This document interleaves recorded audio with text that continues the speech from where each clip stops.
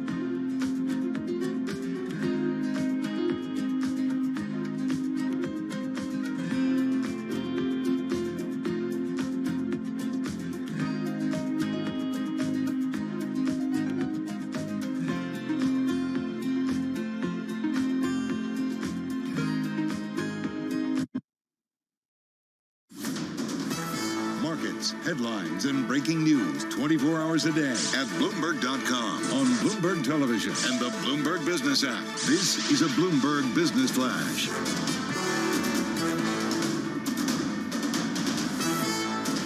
And I'm John Tucker in the Bloomberg News. With this Bloomberg Business Flash, seeing some risk on sentiment emerge right now as the NASDAQ 100 gets a lift. You have Microsoft, Tesla, Meta, Netflix all pushing higher. And 3 of the 11 major index groups in the S&P 500, they have turned higher. Energy, the best performer, that says Brent crude posts above $90 a barrel. Saudi Arabia and Russia continue their production cuts. That's going to last until at least the end of the year, they say. Central bankers next meet on interest rates September 19th and the 20th here in the U.S. Now, ahead of that, the Beige Book from the Federal Reserve, their economic survey, that's going to take front and center on this week's U.S. economic agenda. Right now, the NASDAQ composite index is up 11 points. That's up about 0.1%. S&P 500 down 5. That's down 0.1%. The Dow Jones Industrial Average 44 points lower. That is down 0.1%. We have the 2-year yield 6 basis points higher. That's at 4.93. The 10-year 7 basis points higher. That is at 4.25. And we check the markets for you all day long, right here on Bloomberg Radio. I'm John Tucker, and that is your Bloomberg Business Flash. Matt and Paul. All right, John Tucker, thank you so much. We appreciate that. Matt Miller, Paul Sweeney, live here in our Bloomberg Interactive Broker Studio. We're also doing a streaming thing on YouTube, so head over to youtube.com and search Bloomberg Radio. Matt and I were just talking about how Wall Street would like to see a pickup in activity here in September as we head towards the end of the year. Part of that is the IPO space, and there is one of note that's recently hit the tape. ARM is coming up with a big IPO, so let's get the latest on that. Bailey Lipschultz covers all the markets, including IPOs and spinoffs and all that kind of fun stuff. And for a time there, even SPACs. He does that stuff for Bloomberg News. I'm psyched about this conversation. I know. Well, yeah. I've got a lot of questions here. Me too. First of all, ARM. What is ARM, and tell us about the deal. ARM is a chip designer, so they essentially sell chip blueprints to customers like NVIDIA, AMD, Apple, you name it, Samsung. So when they sell a chip, they pay a royalty fee to ARM. So ARM really just pools together those royalties. It's expected to be, based on the terms they laid out this morning, the largest IPO on a U.S. exchange since Rivian in late 2021, so larger than Kenvue, which was the consumer health split off from J&J earlier this year, which raised about $4.4 billion. So ARM expected now to raise up to $4.87 billion, but we know that'll probably get higher just based on how most of these IPOs go. Right. You got to add in the green shoe eventually. Look at you with the I don't Wall even know if Street we're allowed to terminology. say that. You know, we have to. We weren't used to be able to write that. Oh, really? It was too jargony. Anyway, it doesn't matter. Bloomberg way. I've been hearing a lot of people today say ARM wanted to raise more, now ARM's going to raise this. And the fact is, I imagine ARM isn't going to be getting any of this money, right? ARM doesn't care. ARM is just a pawn for SoftBank. Is that right?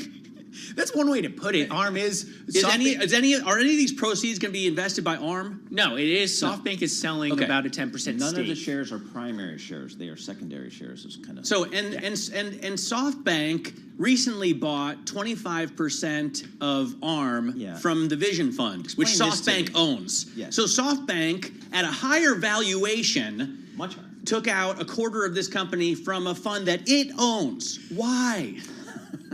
The view from the street and the view from SoftBank is that they wanted to have this all under one umbrella. When you look at the terms laid out in the filing as it detailed that $16 billion deal buying back that 25% stake held by its Vision Fund, was part of a bigger switch up. So not really clear kind of what was reshuffled. Oh, they were like, we'd like to hold this all under one asset that we own rather than spread out, and we're going to punish ourselves by paying a price much higher than it's worth. I don't buy that, Bailey. Are there other people who have stakes in the Vision Fund? Because it sounds to me like SoftBank is trying to pacify some of these other shareholders that have been walloped by huge losses. Yeah, that's the way that the cynic or the Matt Miller view is that you're basically satisfying those LPs. So because it's just never explained, right? We always say, oh, SoftBank bought 25% of ARM from its own Vision Fund. And then we move on in the rest of the story and never say why, which is like, what the? I will say that my favorite thing on social media was the Spider-Man meme where it was pointing at each other, and it was kind of like ARM, Vision Fund 1, and Masa Sun basically like where this money is moving from one fund to the other fund to satisfy the underlying investors. But nonetheless, it still will be a massive IPO, key for the overall IPO sentiment.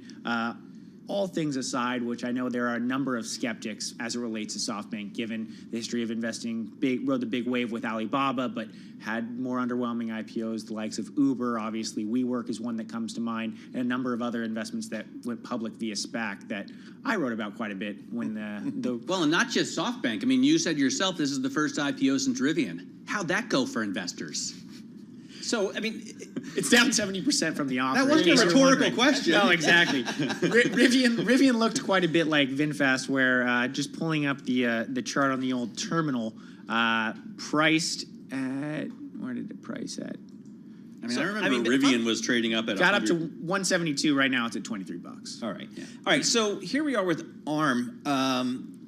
Every underwriter, basically on Wall Street, is on this deal. What's up with that? Pretty much everyone except for Morgan Stanley. Okay, that's a notable exception. A notable exception. It's interesting. A lot of that being kind of the view, in my colleague Amy Orr reported on this, the view kind of is that if you've done business with SoftBank in the past, whether it was related to loans or other businesses, you're getting cut in on the deal. So when you look at those big four banks that are leading the IPO, you've got Goldman, JP Morgan, Barclays, and Mizuho. Mizuho, obviously a little bit surprising, but based in Asia, relationship with SoftBank. That's all kind of where these have come into play. So let's look at ARM, the company, the fundamentals of the company.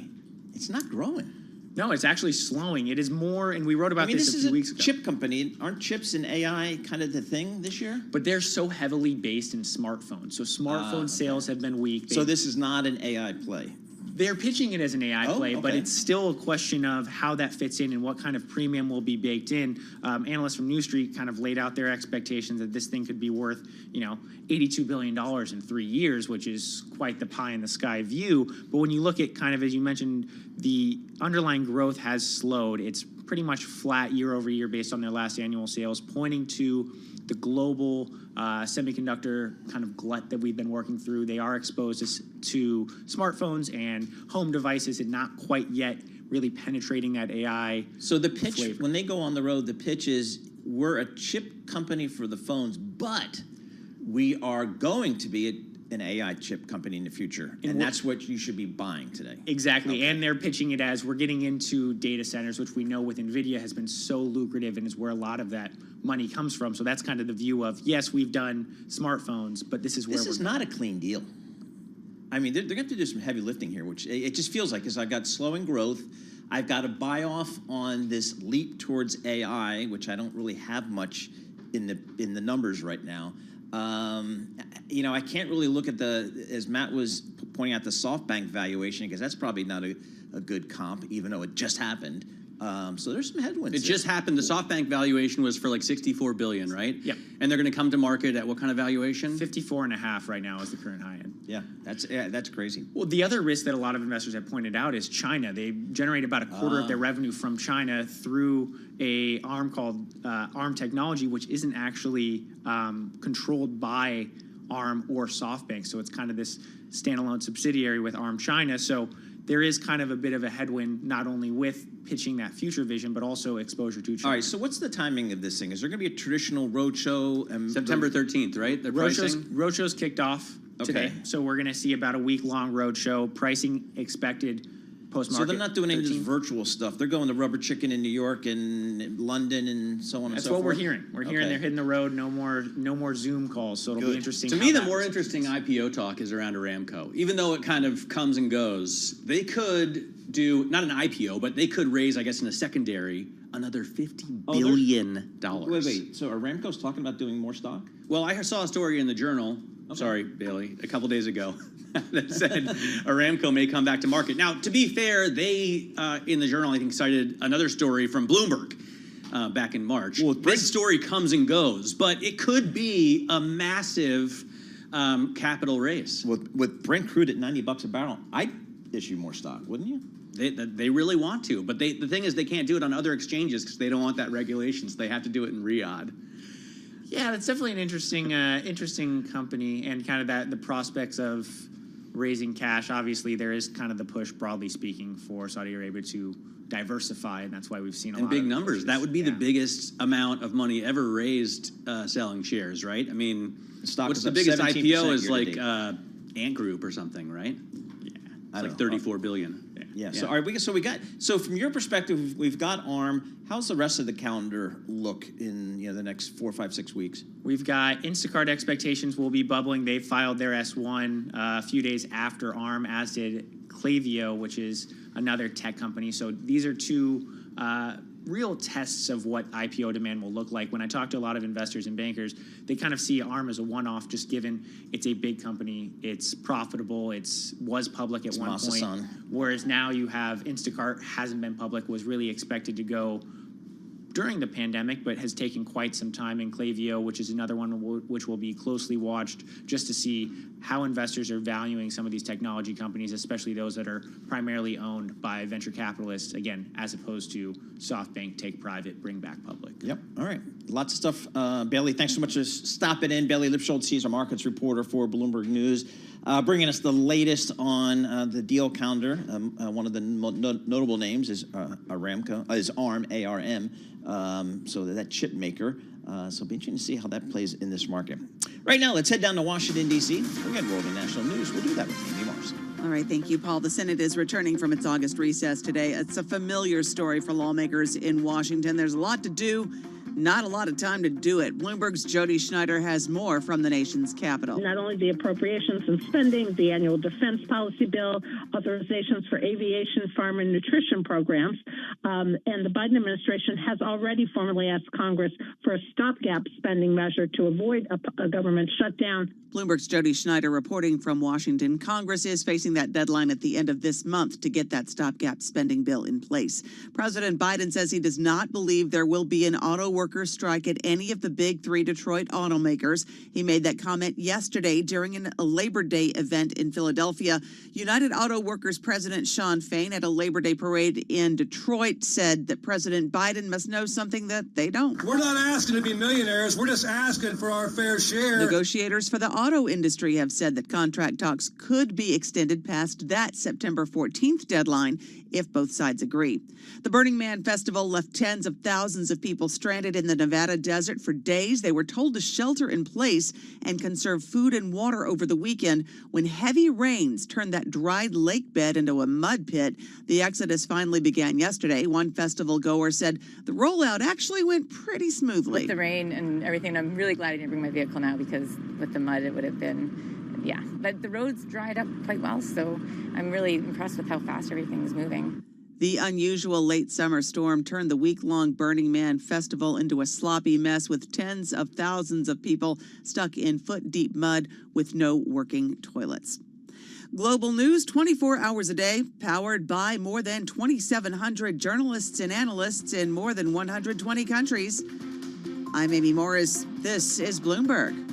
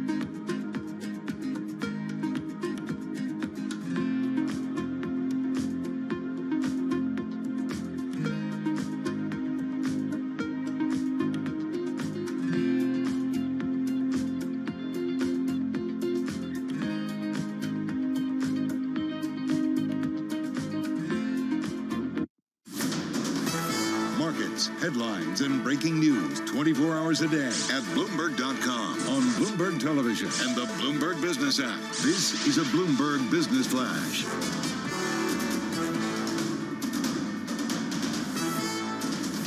And I'm John Tucker in the Bloomberg Newsroom with this Bloomberg Business Flash. Energy, the best performing major industry group in the S&P 500 right now, as Brent crude passes $90 a barrel, up 191 right now. Microsoft, Tesla, Meta Platforms, they're moving higher. Investors looking ahead to next week's CPI release, and as oil rises, there is that concern that will deliver a jump in the inflation outlook. Meantime, we do have some Fed speak. Fed Governor Waller signaling he supports skipping a rate hike at the Fed's meeting this month. Meantime, Winnie Caesar at Credit Sites in New York sees a pretty decent alternative to investing in stocks. Credit, especially investment grade on a yield basis, looks far more compelling than it has really for the past 20 years relative to equities in terms of S&P 500 yields. And that's one of the reasons that we've remained pretty constructive on credit. Right now, the 2-year is up 6 basis points. That's at 4.93. The 10-year yield, 7 basis points higher. That's at 4.25 for the benchmark U.S. Treasury. And as a result of that, we also see the dollar rising higher. The dollar, in fact, at its strongest since earlier this year. S&P 500 right now, 11 points lower. That's down 0.25%. We're at 45.04 on the index. The Dow Jones Industrial Average down 63 points. The NASDAQ 100 is 6 points lower at 15,484. And we check the markets for you all day long right here on Bloomberg Radio. I'm John Tucker, and that is your Bloomberg Business Flash. Matt and Paul. Thank you, John Tucker. I might have a potential new car choice for you. For me? You know, we've been talking about the Munich Auto Show and Bloomberg. I think Ollie Schultz, our reporter in Berlin, had a great interview with the CEO of Mercedes, Ola Kalenius, earlier today. He confirmed to us, and now I am seeing references to this Bloomberg interview across the internet from other, car geeks like Motor Authority and Motor Trend and Car Scoops. Ola Kalenius confirmed that they will be making a baby G. So the G-Wagon, which is the big square off-road vehicle that they originally made for the Shah of Iran, and then the one for the Pope, and then Arnold Schwarzenegger got one, and everybody wanted one. Now they're going to make a baby version of that, a smaller electric version of that for more climate change conscious buyers, or at least if you want to signal to your friends in your neighborhood that you're climate change conscious. Sure. Do we know what the entry point for this would be? Well, I know that the EVQ, the EV version of the G-Wagon is supposed to start at $150. So maybe the baby G starts at like $75. I don't know. That's right. And John Tucker's that's right down the fairway for John Tucker. I feel like all of the transportation, all the driving that he does is for Bloomberg, so he could just charge the company. Keep telling him. I keep telling him he can do it. You'll back me up. Yeah, we'll back you up on that 100%. I'll vouch for you, John. Got your back. He wants me to expense a Mercedes. Yes. Okay. Redo will never see it. He'll never see it. Don't worry about it. All right, John Tucker, thank you so much. We appreciate it. Let's get right to our next guest, Eric Lynch. He's a managing director of the investment committee at Scharf Investments. And he got his MBA from some trade school in Chapel Hill, North Carolina. I can't think of the name. Eric, thanks so much for joining us here. Everybody's back to work now. What are you guys telling your clients about the remainder of this year and heading into next? Yeah, thanks, Paul, and go Heels. There you go. So, yeah, I think it's a nice time here as we come back from vacation following August. We're heading into what's historically a volatile time of the year, September.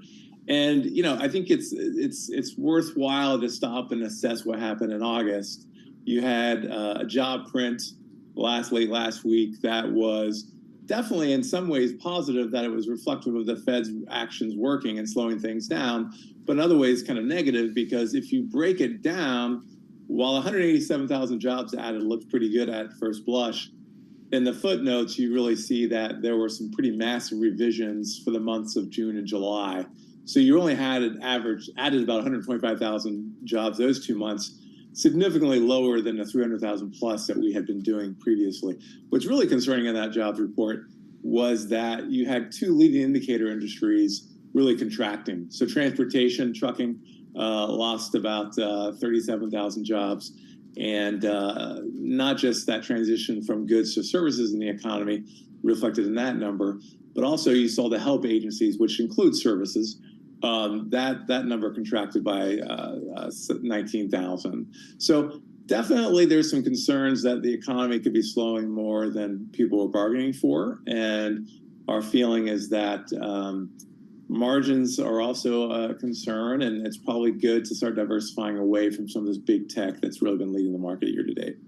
You know, Eric, I was a little bit surprised by the Goldman Sachs story that came out this morning. Jan Hatzius, the chief economist at Goldman Sachs, now sees only a 15% chance that the U.S. is going to slide into a recession. That's down from 20, which is down from 25, and then 35 before that. So he's been ratcheting down his expectations for a recession so much so that he might as well not have any. That's because he thinks the long and variable lags aren't that long and variable. He doesn't think that that's the case. Do you expect the incredible rise in rates that we've seen from the Fed to kick in at some point and hit the U.S. economy? Yeah, I think so. I mean, historically, yes, it is a 1 to 2 year lag. So, you know, we could argue that for some reason that lag is not as impactful this cycle. But when you break it down, it's hard to say that you won't see some impact, because I think what's certainly mitigated the slowdown so far is that we had such a huge amount of fiscal stimulus. I think some investors may have forgotten that when you add monetary and fiscal stimulus together, during the height of the pandemic, the U.S. was contributing about 50% of its GDP in stimulus. And so that fiscal stimulus, you know, even right down to the stay on student loan payments, is really still kind of just ending now. And you'll see it reflected in the fact that consumers are spending more than they're saving. You'll see it kind of reflected in Dollar General's report last week, which is a retail bellwether, which admittedly is, yes, for the more lower income consumer, but that was pretty bad. You know, the EPS was down 28%. Same store sales were slightly negative in an inflationary environment. And what you're seeing is, you know, consumers stopping, showing some reluctance to spend. And so, or doing it on cards, or missing a payment, or, you know, we're seeing consumers, it seems to me, really start to feel the hurt. And now, all of a sudden they're going to have to start paying their student loans back. Right. And so I think it's safe to say that the impact of all the interest rate increases is yet to hit us. I mean, think about it this way. Auto loans, you were paying 4% for the last 10 years, roughly. That's jumped to 7%. Credit payments are now, you know, very, very high. And you have consumers actually starting to extend their balances. That's going to be impactful. You've got a ton of commercial debt, a ton of commercial real estate debt maturing in the next few years, about $1.5 trillion combined in 2025, off of a 20 trillion roughly sized economy. That's meaningful numbers that need to get rolled over at higher rates. Just for some perspective, Dollar General on the call cited a 100% increase year over year in their interest expense. So we're going to start seeing this. It just has taken some time because a lot of both consumers and businesses were able to refinance during the pandemic at really low rates. So that gave them a few years. But as we enter 24, 25, those payments are literally going to start coming due. Eric, thanks so much for joining us. Appreciate getting a few minutes of your time. That's Eric Lynch. He's a managing director at Scharf Investments, MBA from North Carolina, and then his undergrad from John Carroll University, which is just outside Cleveland, I believe, right? John Carroll University. Yeah. Another from the great state of Ohio. The great state of Ohio. All right, good stuff there. So we'll see how that plays out. Not much happening in the markets today. I'm thinking about, like, what's the next catalyst for these markets? Do I have to wait to the Fed on February? I mean, coming up on the 20th of September? No, I think I was not making fun of Tom and John earlier. I think the fact that they're making such a big deal about the inflation prints and the ECB moves and everything coming out of Europe is key. You know, we have to be looking at that, you know, especially considering that the dollar is hanging on. Dollar is hanging on. All right, we're going to have more coming up This is Bloomberg. Let's get some company news right now. Lisa Mateo. Thanks, Paul. Blackstone and Airbnb will join the S&P 500 prior to the opening of trading on September 18th. Bloomberg's Simone Foxman says this is a long time coming for both companies because they have multiple share classes. That was something that wasn't able to be allowed. You couldn't be in the S&P 500 index if you had multiple share classes until the S&P Dow Jones repealed this rule back in April. Now, Blackstone will become the first alternative asset manager to ever be included in the S&P 500 index. This despite the fact that it went public back in 2007. Shares of Blackstone right now, they're up about 3%. Shares of Airbnb up more than 7.5%. Manchester United may be taken off the market. The Daily Mail reports it's because the Glazer family isn't getting offers that match their asking price. Bloomberg's Katie Greifeld has more. They originally hoped to attract multiple serious bidders here, but only ended up with two. We're talking about Sheikh Jassim of Qatar and Jim Ratcliffe. Now, the Glazer family reportedly taking the team off the market. They're going to try again in 2025 when hopefully improved conditions will attract more bidders. And the Glazer family is looking to sell the team for between 7 to 10 billion euros. Now, shares of Manchester United, wow, down more than 17.5%. And at least 5 major home insurers are cutting natural disasters from their policies in the U.S. The Washington Post says Allstate, American Family, Nationwide, Erie Insurance Group, and Berkshire Hathaway tell regulators that extreme weather conditions have forced them to take out certain protections, stop providing coverage in certain areas, and also raise premiums and deductibles. I'm Lisa Mateo, and this is Bloomberg.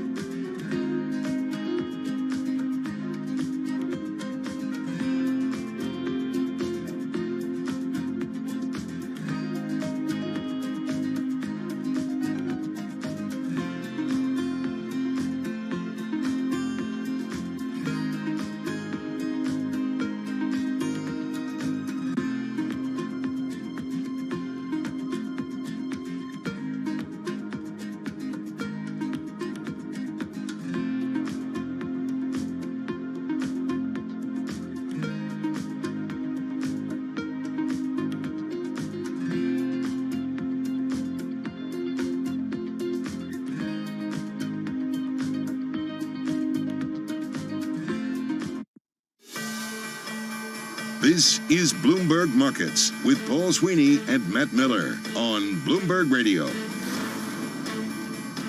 All right, taking a look at these markets. S&P 500 off 0.25%, getting a little bit of a sell-off here. The Dow off 0.2%. NASDAQ off about 0.1%. Yields moving higher. 10-year Treasury up 7 basis points, 4.25%. The 2-year 4.94%, so we're keeping an eye on that. And energy continues to move higher. Let's quote Brent crude, because that broke through a nice round number. It's now $90.90 per barrel. That's up 2.1%. So the news coming out of OPEC and Russia in terms of keeping supplies at a constricted level, certainly moving the market higher. Right now, let's head down to Washington, D.C. We'll get world and national news with Amy Mars. All right, thank you, Paul. The U.S. Capitol physician says Republican leader Mitch McConnell's health episodes show no evidence of strokes nor seizures. McConnell's office released the information as the Senate returns from an extended summer break. Questions have mounted over McConnell's health after the 81-year-old froze up last week during a press conference in Kentucky. That was the second such episode in just a matter of weeks. President Biden put his record on the economy up against former President Trump's in a Labor Day pitch to union workers in Philly.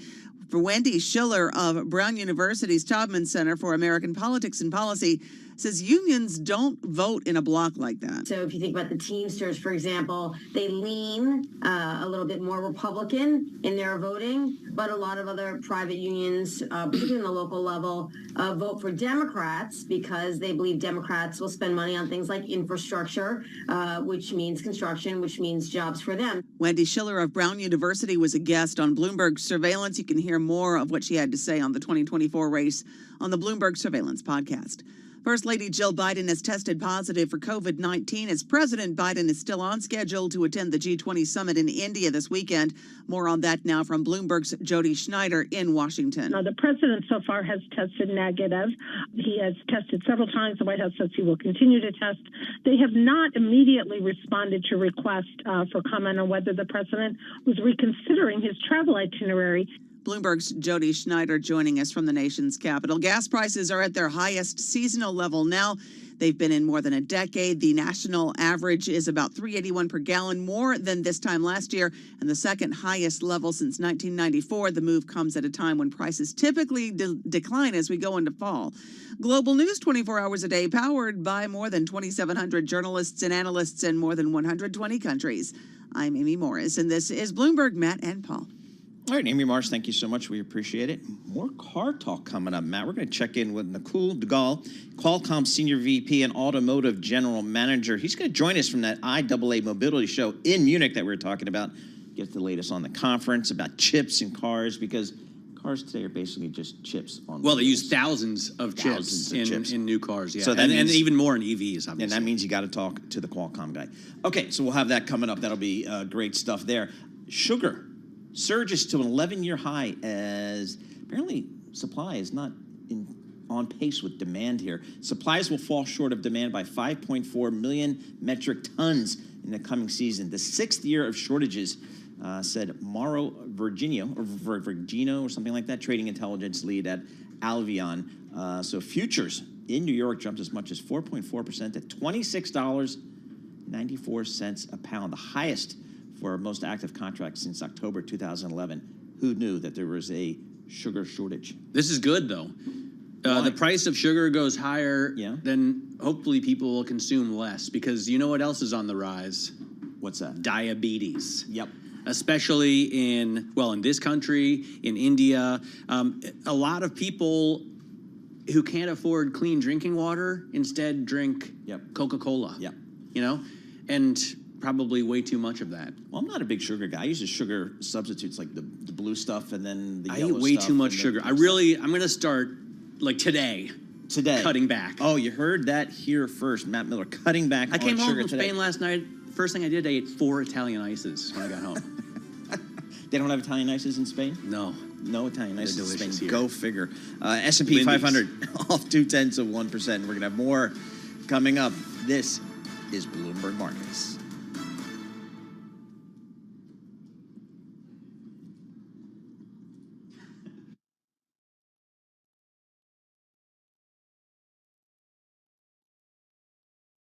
This is Bloomberg Markets with Paul Sweeney and Matt Miller. We got a lot of green on the screen here, but the volume is light. We constantly underestimate the strength of the U.S. consumer. This is a market that's much more optimistic or bullish than maybe the central bankers are. Breaking market news and insight from Bloomberg experts. There's still some concern out there in the market that there is room for things to deteriorate a little bit more than what they're indicating. As small and medium-sized businesses struggle, they don't present as much competition. The supply chain has still got dislocations globally and here in the U.S. This is Bloomberg Markets with Paul Sweeney and Matt Miller on Bloomberg Radio. All right, coming up in this hour, we're going to check in with Fernando Valle. He's a senior analyst with Bloomberg Intelligence covering the global oil space. We got Brent crude at over $90 a barrel. We need to figure out what's going on there. Fernando will have the answer. And as we mentioned earlier, we're going to check in with Nakul Nagal.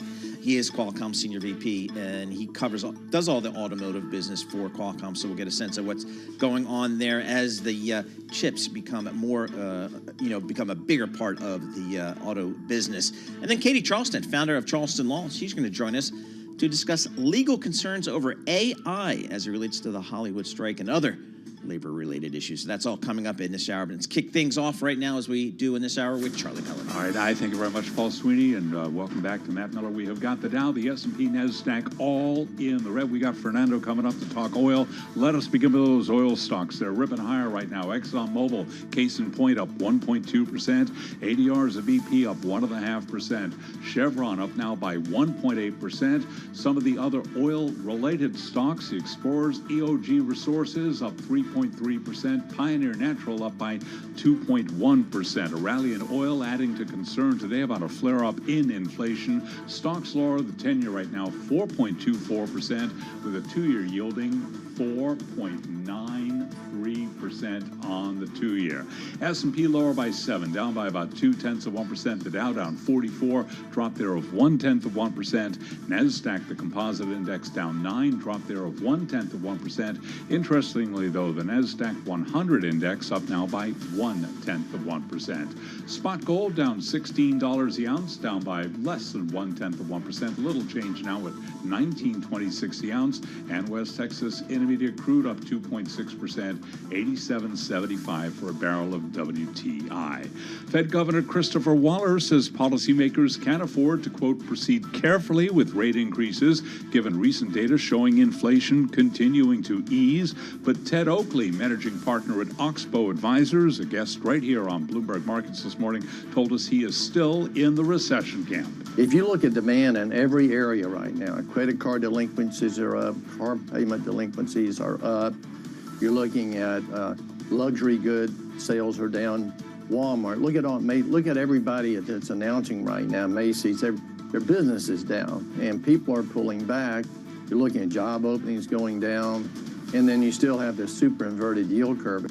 And you can hear more of that conversation on the Tape podcast. You can download it wherever you get your podcasts. Again, recapping, stocks lower, S&P down 8, drop there of just about 0.2%. I'm Charlie Pellet. That is a Bloomberg Business Flash. All right, Charlie Pellet, thank you so much. We appreciate it. Matt Miller and Paul Sweeney live here in our Bloomberg Interactive Broker studio. We're also doing that streaming thing, so you can head over to youtube.com and search Bloomberg Radio, and that's where you'll find everything you need there. Bailey Lipschultz, he joins us here in our Bloomberg Interactive Broker studio. He covers the markets. Not a lot going on here today. I'm not even sure I see any catalysts for the next couple of weeks. I might just go back to the beach. Bailey, Tell you what? What? I heard on surveillance this morning that Jeremy Grantham says that we're in a bubble and the market is going to go down. I mean, when Grantham gets bearish, then you got to start paying attention. I don't know. Yeah. Rates are peaking. That's all I need to know. I'm not going to fight the Fed, and the Fed's going to start cutting rates. What do you think? Dude, you really think the Fed is going to start cutting rates? Sometime. Fed? In 2024. Jay Powell? Yes. He said, recently. It's not going to happen for years. No, I'm not buying that. I'm not buying that. There's going to be a new dot. The coolest thing about the next Fed meeting is that they're going to come out with new dots. Dot. Okay, so we'll go to Dots Go? Yeah. Okay, good. Bailey, what do you got for us? Well, Dots Go, you want to check out what swaps are pricing. Go to WIRP, WIRP. Right now, pricing in 2 rate cuts by the end of July next year. Granted, this has been all over the place. They were pricing in cuts earlier this year. But as Charlie mentioned, really energy, the only group moving sharply in one direction. Energy in the S&P 500 up 1.5%. Guys, 7-day winning streak for the S&P 500 Energy Index, up more than 6.5% over that stretch, doubling returns for the S&P 500. Obviously, when crude's trading just shy of $88 a barrel, that doesn't hurt two of the best performers that are on my screen this morning, though.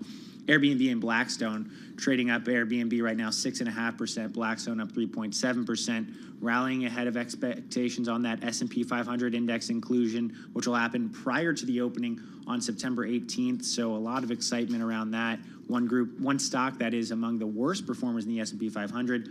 Illumina down 5.7%. This after the company surprisingly changed its CEO. So Francis D'Souza abruptly leaving the DNA sequencing giant with Agilent, and then the company tapping Agilent's Jacob Thaysen. So down 5.7%. Not too much excitement over that change at the head. Yeah, I'm just looking at the S&P that you just called out, the energy index, the energy space. Off that March low, up 20%. I mean, it's had a nice move. I kind of thought the energy stocks might have been played out, but I guess it just shows you the continued import of OPEC and OPEC Plus. Yeah, and that's been one of the things that was interesting as you go into the end of summer. Seasonality typically shows that the group will normally underperform. Obviously, September is, broadly speaking, the worst month for stocks. So it is interesting to see, I guess, energy continue to leg higher, as you mentioned, from those lows. And when you look at oil, again, it was trading back in mid-June around $67 a barrel, now just shy of 88. So pretty sharp move higher. One other company in the watch list, Manchester United, ticker MANU, down 18%. Record plunge after. I don't understand this at all. More Mail on Sunday reporting now that the Glazer family potentially is going to take the club back off the market. So all that speculation that's really taken place since. I mean, this has been in play for a long time, it seems like. I'm not like a European. There's so many things about Man U that I don't understand. Yeah, exactly. A, it's soccer, okay? Why would you watch it? B, it's listed in the U.S., But and the Glazer family, I mean, this company seriously has been in play for a long time, and I don't understand. It should be, given the demand there is out there for sports, we know what these things are worth, the more and more every time they trade. Go out there and get this deal done. I don't get what's going on behind the scenes. Yeah, it first came really on our radar back in the late November. Went from about the ADRs trading around $13 to, after a few weeks, north of $23 a share. But this coming, Glazers, according to the newspaper, citing a source with a long-standing tie to the family, saying that they're going to pull it off and maybe try to sell in 2025 when there could be improved conditions. But to your point, Paul, a lot of people are paying up a lot of money for access to sports franchises. Yeah, so, I mean, this is arguably one of the most valuable franchises out there in any sport. I mean, they're global. At a time when these franchises look positively bubblicious. I agree. Yeah. But then I also don't understand your call on, you think we're going for a soft landing and the Fed's going to cut rates. Oh, sure. This is America. The American Ingenuity Fund, right? Yes. All right. Shout out Adam Johnson. AJ, absolutely. We always appreciate getting his thoughts. All right, Bailey, thanks so much for joining us there. We'll be talking to you a lot about these markets going forward, including that ARM IPO, which is hitting the streets. We'll get a pricing soon, so that'll be interesting to keep an eye on. All right, we were talking about oil. Again, Brent, I'll just quote the Brent stuff, $91 per barrel. That's up 2.25%. I don't know what's going on. I guess it's supply and demand. But let's bring on Fernando Valle. He knows what's going on because we pay him to know what's going on. He is the energy analyst for Bloomberg Intelligence. Fernando, is it just the Saudis and OPEC buddies talking tough? Is that what's driving this crude oil higher? Well, it's been a little bit of a better demand improvement. And then people like you, Paul, who think we're going to have a soft landing and lower interest rates, creating some momentum behind oil, which frankly I think is a little misplaced considering that the Chinese real estate market continues to deteriorate. And I'm with Matt. I think that the higher interest rates are here to stay. The Chinese did start a little bit of stimulus, a little bit more, I should say, right, with the foreign reserves cut at their banks, and they're giving money to people to pay for their kids and to pay for their parents. And it's been this, as Eddie Vanderwalt said, kind of a drip, drip, drip of stimulus. But is this part of the run-up in the oil price? People think China's going to come back? Absolutely. China has come back in a lot of ways. If you look at just their imports, they are much stronger than they were during the COVID zero policy in 2022. But even then, we're seeing some declines in U.S. inventories and global inventories, but we're not seeing the pace of demand that you would expect in an oil bull market, especially in the Western Hemisphere.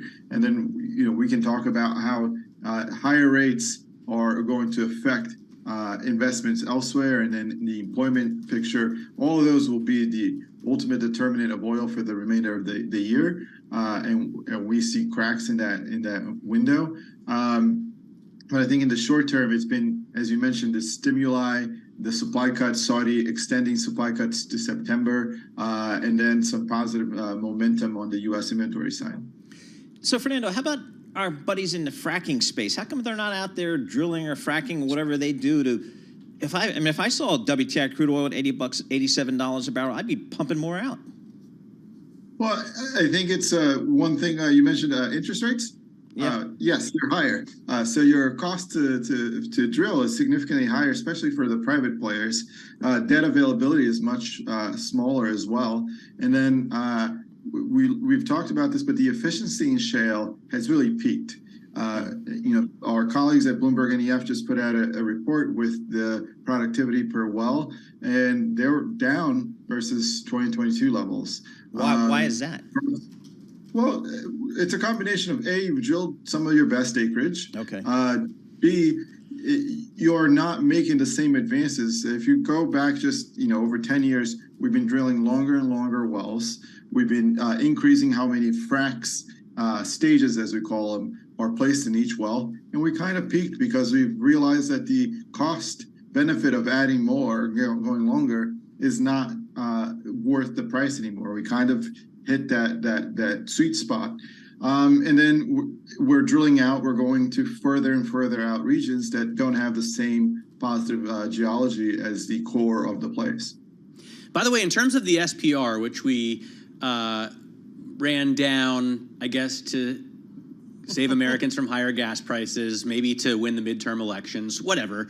Are we going to build that back up? Because it seems like we certainly missed the chance in terms of price. Well, there could be more chances. One thing that's certain in oil is the cyclicality, so there will be chances, but we don't really need to, considering we are, 13 million barrels a day of oil output. Our neighbors to the north in Canada, 4 million barrels. That all gives you a significant cushion that when we started growing the SPR to the levels that they were now, we didn't have. The U.S. was not the biggest oil producer in the world when we built the SPR to those levels. There are also commercial inventories, so we have available crude to distill. The bigger concern is really some regions like the Northeast and their lack of diesel inventory rather than crude itself. All right, Fernando, does it surprise you, or is it surprising to the market that OPEC Plus, I guess, has this level of impact on the market? There's a time when I thought OPEC would maybe had lost some of its power, OPEC Plus. I don't think they are having that big impact. I think it's really China right now and the expectations of a soft landing that are driving. Of course, they can, in a market that is so teetering on supply imbalances, cutting as much supply as they have will have a significant impact. But over the long term, they can't fight the Fed. They don't have the balance sheet, and they don't have the unity required for them to fight the Fed if rates remain higher for a long period and drives lower investment. All right, if I'm an investor here, I kind of thought that the energy game was played out. I had my run in 2021, 22, kind of thought the game was played out, but no. These stocks are rallying here. How do I play it? Do I just go out and buy ExxonMobil, or what are energy investors that you talk to? How are they playing this run up here? Well, that's one way. There, you can also look at oil services because, as we said, that we are a bit more bearish in the short term because of the demand picture. But in the long term, this underinvestment and the higher rates are leading to further underinvestment. You can find that more areas will become commercial. So oil services and exploration might start coming back in 2024, 2025. And it might even be, as your earlier conversations on Man United, it might be why the Glazers are waiting to 2025. If oil prices get to 100, maybe the Saudis will give them a better offer. It's a good point. Yep, Saudis are everywhere these days. Mo money, I'll also no mention problems. they lost to my Arsenal this weekend, so that's probably why they're down. That's right. Wait, what's Arsenal? Is that, are you a gunner?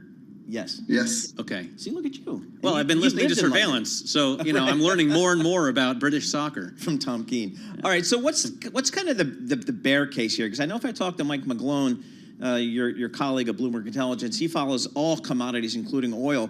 He's bearish on oil. He thinks we go to 50. What is the fundamental bear case for global energy?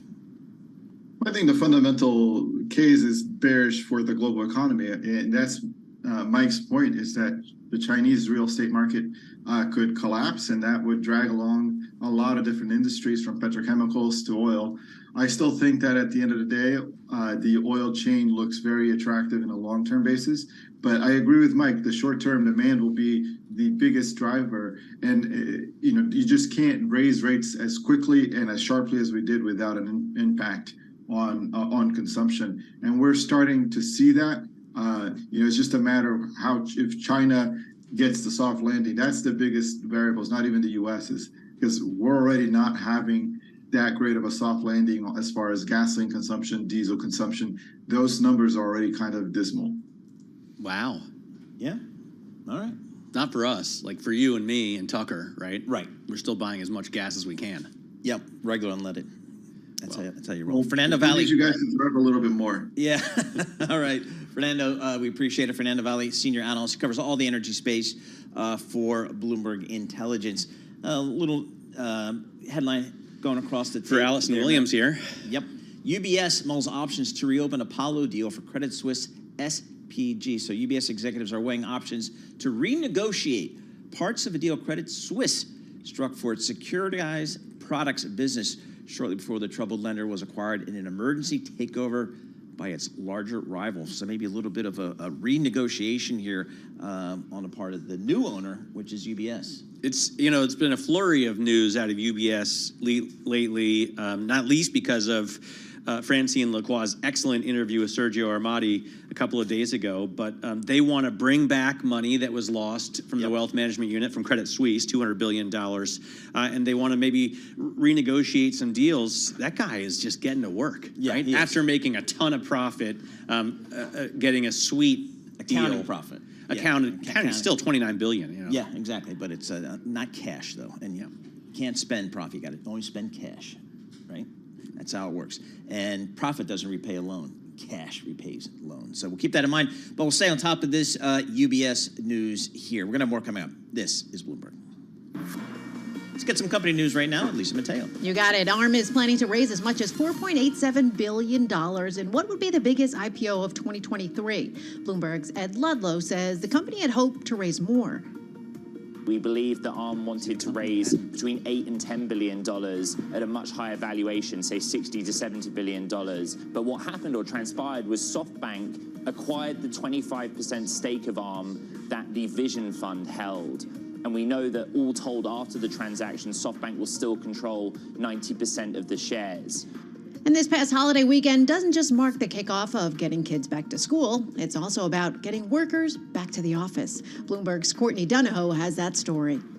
Post-Labor Day marks the time of resuming normal schedules after summer vacations. Companies including Amazon and even Zoom cracking down on getting workers back to offices for at least part of the week. According to McKinsey, office attendance is 30% below pre-pandemic norms. Now, Goldman Sachs wants staff back in the office 5 days a week, Amazon and Google about 3 days a week, and Disney 4 days a week. But that's not the only issue for Disney. It's reached an impasse in contract negotiations with Charter Communications. And now Disney is trying to win over Charter's Spectrum subscribers. The company took to social media, telling them to consider Hulu instead, as it gets them dozens of the networks that they watch on Charter, plus some that they don't, like Disney. Shares of Disney right now, they are up just a fraction. Shares of Charter Communications right now, they are down, actually just a fraction. Those are the company stories we're following this hour. We'll have more Bloomberg Markets in just a bit. I'm Lisa Mateo, and this is Bloomberg.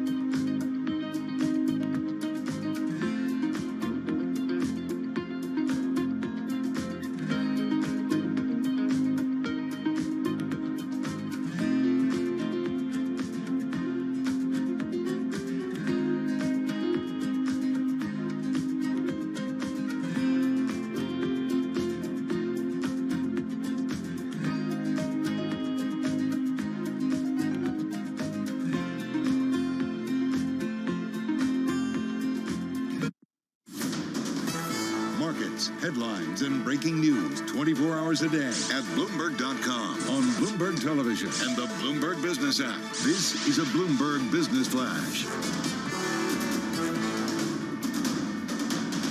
It's 12:21 on Wall Street. We do check markets all day long at Bloomberg. UBS executives are said to be weighing options to renegotiate parts of a deal that Credit Suisse struck for its securitized products business shortly before the troubled lender was acquired in an emergency takeover by its larger rival.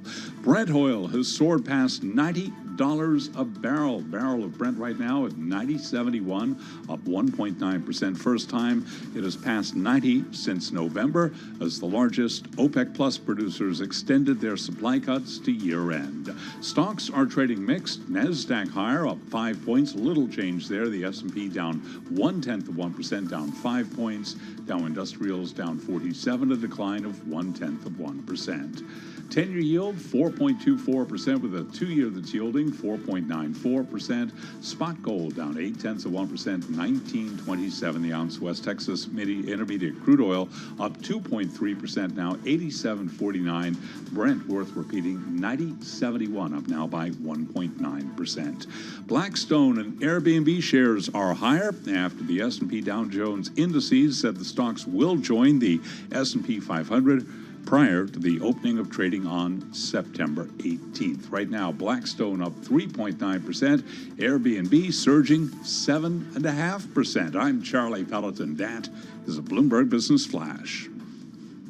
All right, Charlie, thanks very much. Charlie Pellet there with the Bloomberg Business Flash. Now, we've been promising to talk to you more about cars. Nice, always. But from Chip's perspective, Nicole Dougal joins us, Senior VP and General Manager for Automotive over at Qualcomm. And Nicole, thanks so much for your time. I'm guessing that Qualcomm is one of the biggest automotive chip suppliers in the world. Lay out the market for us. You know, the car is going through a tremendous amount of disruption. It is becoming a software-defined platform.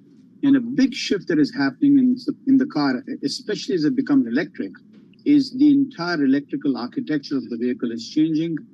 Bigger chips, more complicated chips, all software-driven.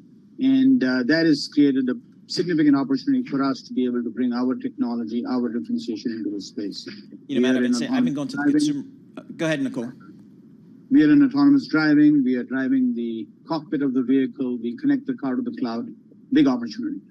So I was just saying to Matt, you know, I've been going to the Consumer Electronics Show for about 30 years, and it's really not even that anymore. It's basically an auto show. In Vegas. With some electronics around it. That's really, the auto industry is really taken over, and it shows how technologies coming into the automobile.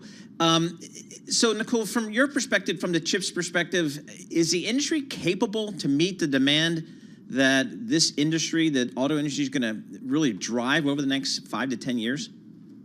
Absolutely. I think, the pandemic definitely highlighted a gap in the resilience of the supply chain, but I think every automaker and their suppliers have understood how to go deal with that.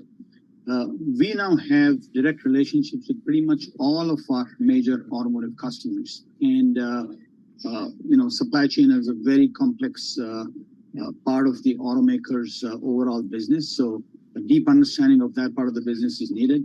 It has actually allowed us to build very intimate, very proximate relationships with our automaker customers. So talk to us about the products that you make, what they actually enable in a vehicle. I've been seeing, I go to all the auto shows, or I did before I moved back here to the US, and I have been seeing Qualcomm at every one. What do you make possible that we enjoy doing in cars? So we've been connecting the car to the cloud for over 20 years. That's been our core business, wireless communications, and we entered the telematics market back in 2002. Most cars that are connected to the cloud today use a lot of our wireless technology. We have everything from 5G, Wi-Fi, navigation systems, power line communication, Bluetooth. We entered the in-car experience market, as we like to call it, which is the cockpit, which is the in-car navigation. And this is a big business that has grown over the last decade or so. That's about creating an experience for the consumer that is owned by the automaker. So automakers are always looking to find a way to connect to their consumers, to be able to find differentiators that pull the consumers in. As cars have gone electric, you can see all of the new vehicles being launched. There is a complete change in terms of how the in-car experience has evolved. Today at IAA here in Munich, we announced a partnership. We have cars now with BMW that are running our technologies for both the cockpit and connectivity. Same with Mercedes. Their latest E-Class is running our cockpit technology and chips. So this is a trend that has started to really take off globally. In a market like China, we are one of the largest suppliers of cockpit chips, just because of the pace at which we can move the technology. And then we entered the ADAS business, so driver assistance and automated driving. About 5 years ago, we announced a partnership with the BMW. A few years ago, we're going to go commercial with them in 25. So the amount of silicon and semiconductor tech that is going into vehicles, that is really expanding, and we are part and parcel of all of that growth. All right, have to ask you about, just because it seems like we have to everywhere, artificial intelligence, AI. How does that kind of weave into your business and the products you're providing to the auto industry? AI is very much part of everything that we do in driver assistance.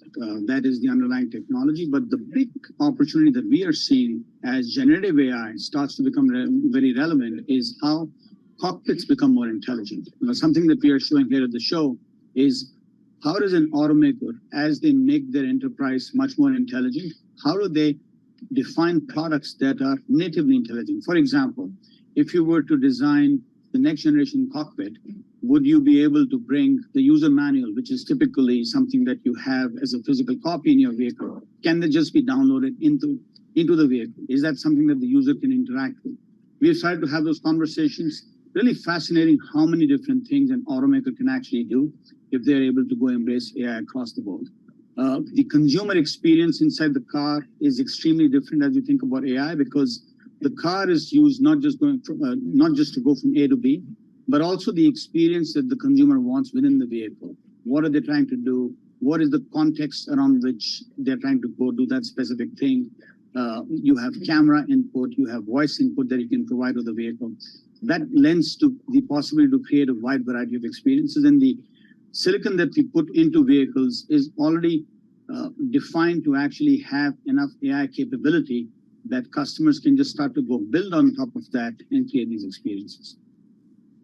So who are your competitors, and where do you stand in this market? I mean, there are a lot of other uses for chips besides connecting to the cloud and talking on your phone and watching TV. I think of, throttle by wire, electronic steering, all the advanced driving assistance systems.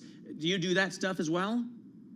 There is a wide variety of opportunity inside the automotive space, and we compete across, so our primary focus areas are connectivity, cockpit system, and driver assistance systems. That's where we see most of our competitors. Outside of that, we are not participating in the powertrain space or in the domain controller space today. So our focus area are basically those three areas that I described. How about, driverless driving? I mean, yeah, I was going to ask the same thing. When are we going to actually? I know that in San Francisco, right, there are, autonomous vehicles operating as like Ubers or whatever. But when are we going to start seeing this everywhere? Is it like 10 years out, or is it like 2 years out? So look, the technology around robotaxis, I think, is well proven. Waymo and Cruise have had this deployed for many years in San Francisco and also in many other parts of the world.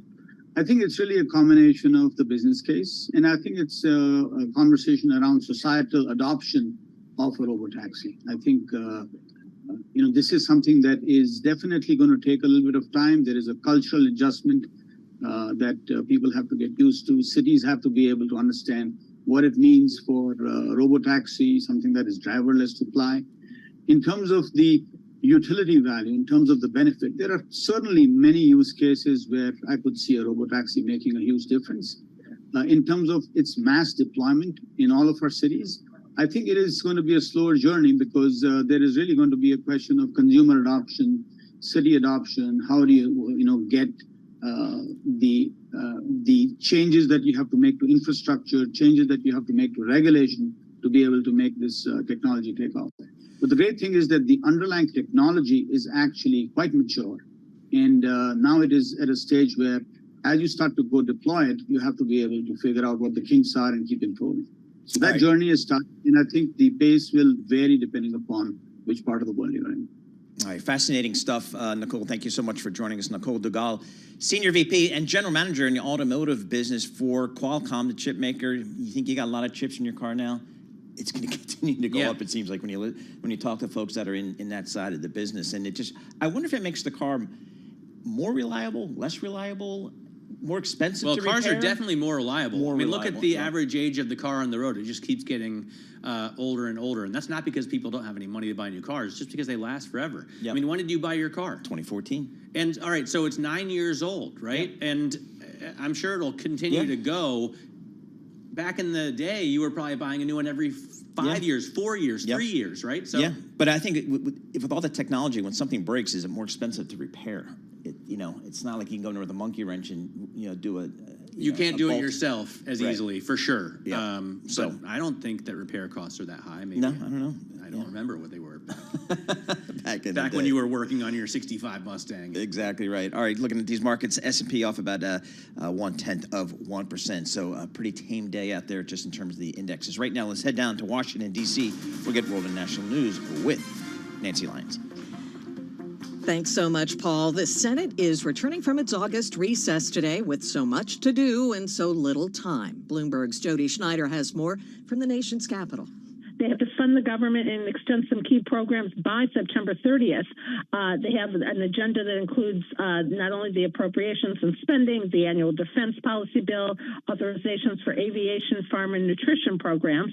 And the Biden administration has already formally asked Congress for a stopgap spending measure to avoid a government shutdown. They want that funding to last through December. Bloomberg's Jody Schneider reporting from Washington. House Republicans have internal differences on funding Ukraine and the size of government-wide spending. President Biden is planning to travel to the G20 summit in India this week, but his travel plans could be complicated if he catches COVID-19 from the First Lady. Jill Biden tested positive for the virus last night. White House Press Secretary Karine Jean-Pierre says the president will be testing at a regular cadence this week, and they'll monitor for symptoms. President Biden is slated to leave for New Delhi Thursday. The president today nominated former U.S. Treasury Secretary Jack Lew to be ambassador to Israel. Lew also served as President Obama's budget director and his White House chief of staff. The nomination comes as the U.S. and Saudi Arabia work on a framework for Saudi recognition of Israel in exchange for U.S. security guarantees for the kingdom. Federal judges say they'll draw new congressional districts for Alabama after state lawmakers there refused to abide by a Supreme Court decision requiring the state to create a second district for black voters. 27% of the state's residents are black, and lawmakers only created one majority black district out of 7. Global news 24 hours a day, powered by more than 2,700 journalists and analysts in over 120 countries. I'm Nancy Lyons.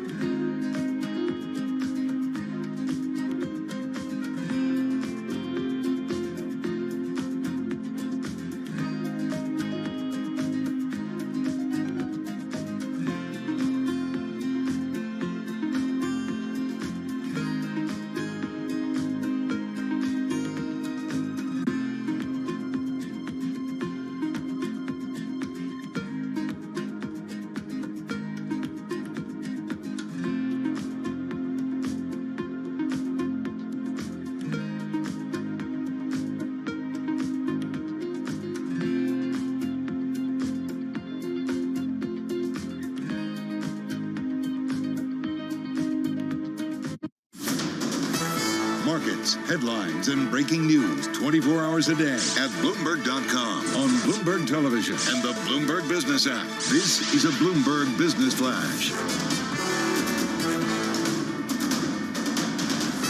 It's 12:40 on Wall Street. We do check markets all day long. At Bloomberg, we're looking at a mixed stock market right now. Back to work Tuesday. The S&P above 4,500 at 4509, down 5 points right now. A drop of 0.1%. Dow Jones Industrial Average down 55, a decline of 0.2%, while NASDAQ, the composite index, up 12 points right now. That is a gain of just about 0.1%. 10-year yield 4.24%, with a 2-year yielding 4.94%. Gold is down $15 the ounce to $19.27, a drop there of 0.8%. But commodities, specifically crude, specifically Brent, that is the big story today at $90.62, back above $90 a barrel. Brent up by 1.8%. West Texas Intermediate crude traded here in New York up 2.1%, $87.37 a barrel. Rising energy costs are a major concern for Fed watchers, with Brent soaring today as the largest OPEC Plus producers extended their supply cuts to year-end. Dan Gerard is senior multi-asset strategist at State Street Corporation, and he was a guest this morning on Bloomberg Surveillance. And we'll hear from him just a little later on. Again, crude oil, certainly the big story today. West Texas Intermediate crude up 1.9%, $90.69 for a barrel of WTI. Again, recapping here, stocks trading lower, S&P down 7, a drop there of 0.1%. I'm Charlie Pellet. That is a Bloomberg Business Flash. All right, Charlie Pellet, thank you so much. We appreciate that. Matt Miller and Paul Sweeney live here in our Bloomberg Interactive Broker Studio. We're also streaming live on on YouTube. So head over to youtube.com and search Bloomberg Radio. Well, if you're the big media companies out there in Hollywood, you got a lot of big issues ahead of you, most notably the transition from the traditional distribution system of cable TV and satellites to now this new technology called streaming, and that has a lot of long-term challenges for the industry. More near-term is you got some strikes on your hands. You got your writers striking, some actors striking. Big challenge for Hollywood right now. Let's see kind of what the legal issues are and how they might be resolved. Katie Charleston joins us. She's a founder of Katie Charleston Law. Katie, thanks so much for joining us here. Can you just frame out what the big issues there are between the writers and the studios? Absolutely. Thank you for having me. The main issues that we're looking at between the writers and the actors and the production companies are AI, for one. The writers and actors are concerned with the use of artificial intelligence, which could potentially replace them. At least that's the fear.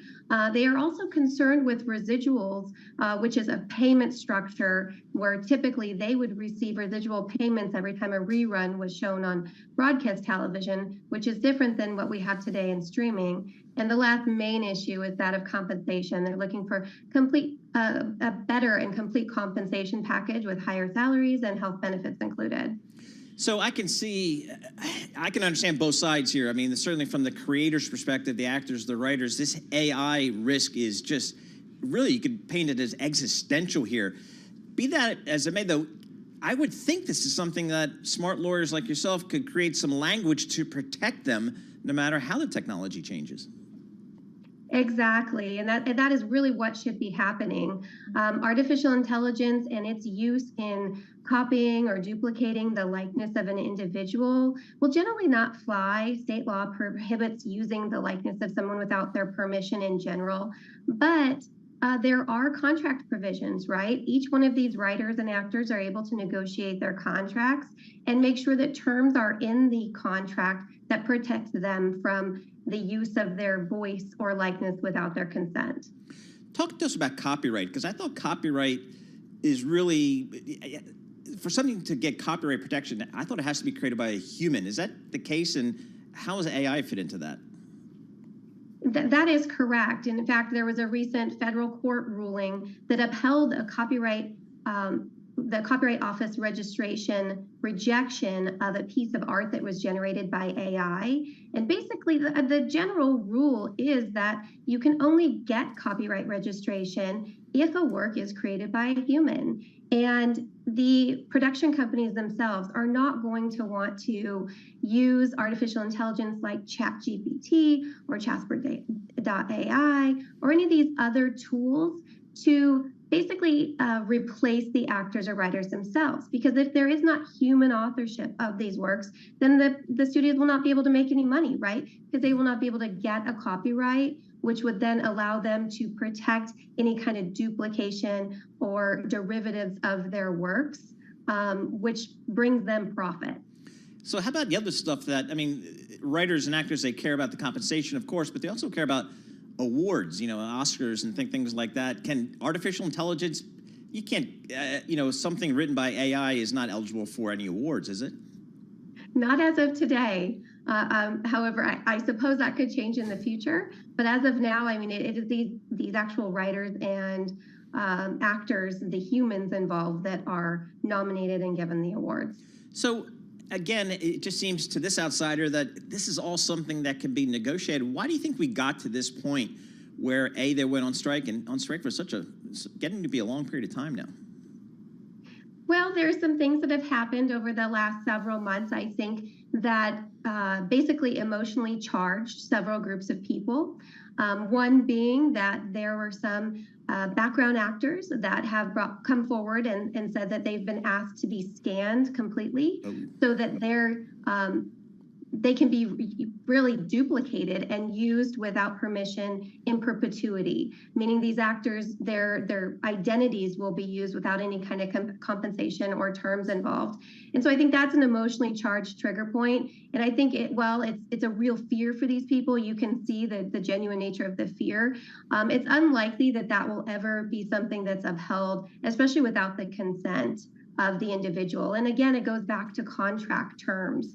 But there's also, you know, these unions have tend to strike regularly over the years. And I think we're at a point where overall the nation's been touched by inflation, right? And these actors, group of actors that are sort of at the beginning stages of their career really are being hit with the emotional charge and the lack of resources and the inflation all at one time. And they are being brought together by a larger group of individuals who are more established in the industry, if you will, these big name actors that are out there, that really, they're sort of out of touch with what compensation should look like.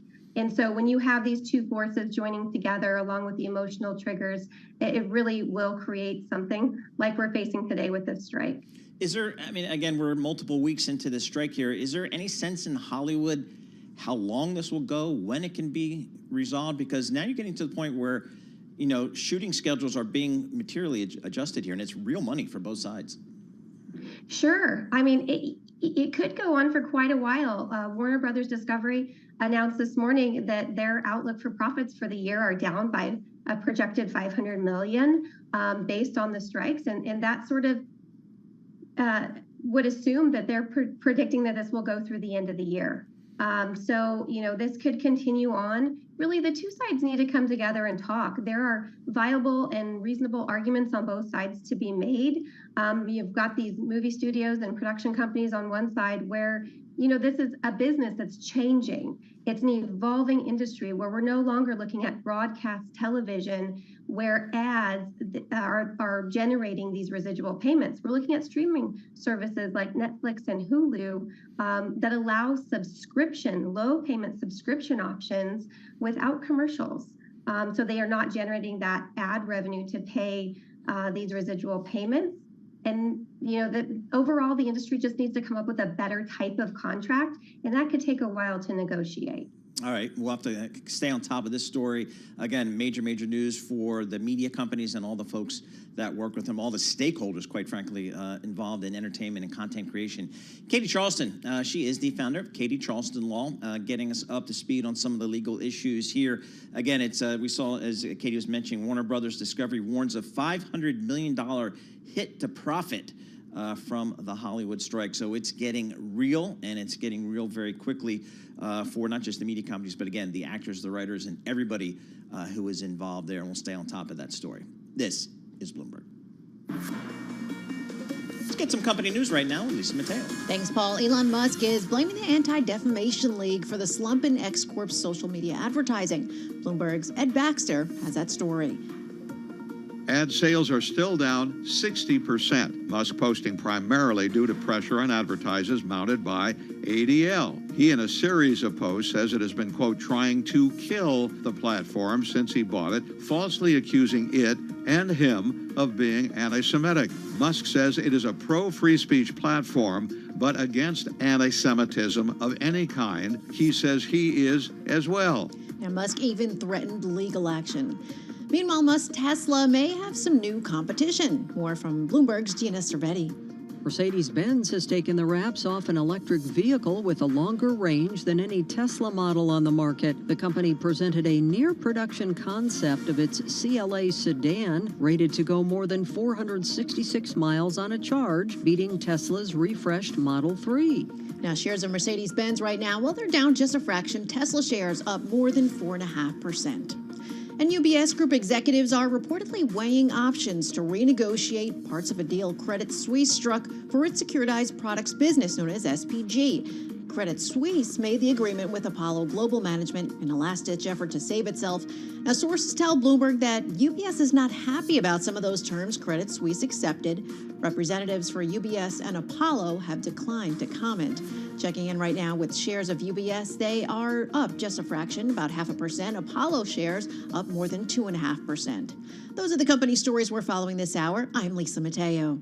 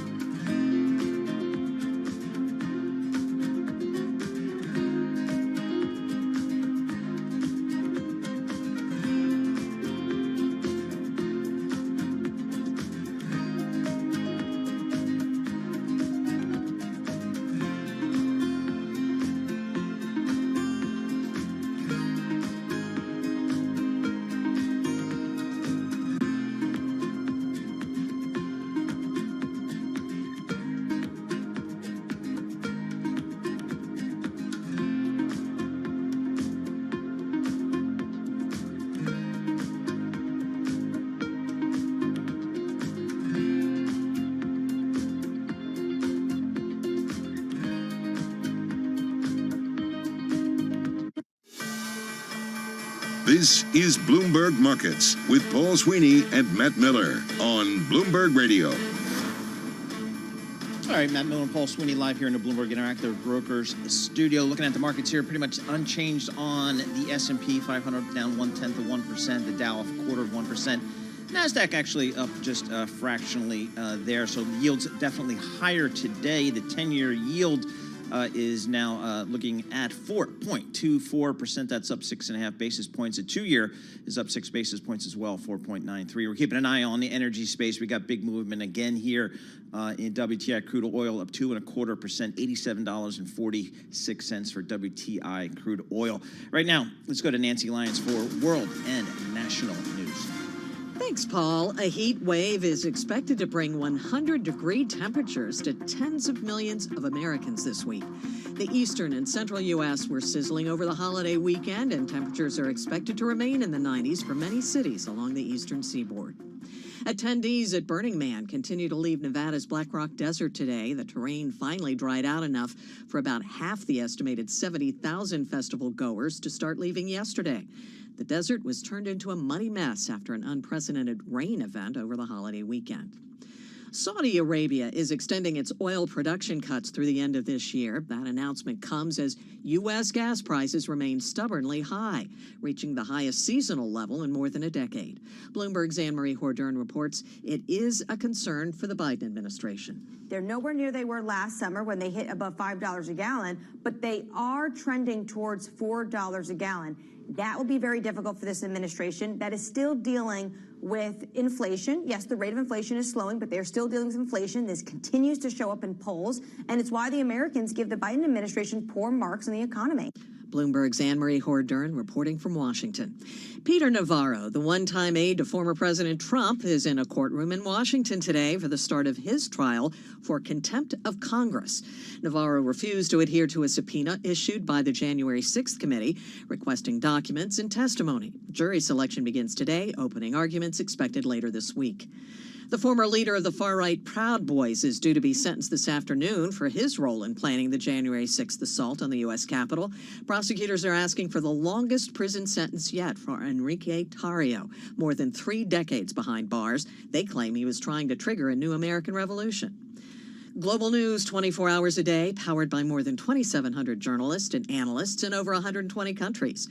I'm Nancy Lyons. Now back to you, Paul and Matt. All right, Nancy Lyons, we appreciate that. Paul Sweeney, Matt Miller here in the Bloomberg Interactive Broker Studio. Just taking a look at a story on the Bloomberg terminal here. As of Tuesday, it's gotten much harder to find an Airbnb rental in New York City. That's because of new rules that took effect, requiring hosts to obtain a license from the city, verifying compliance with strict occupancy regulations and building codes.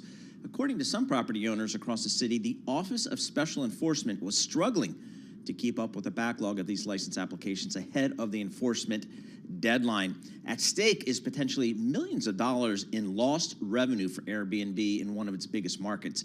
Some 7,500 units didn't meet the requirements to apply for a license.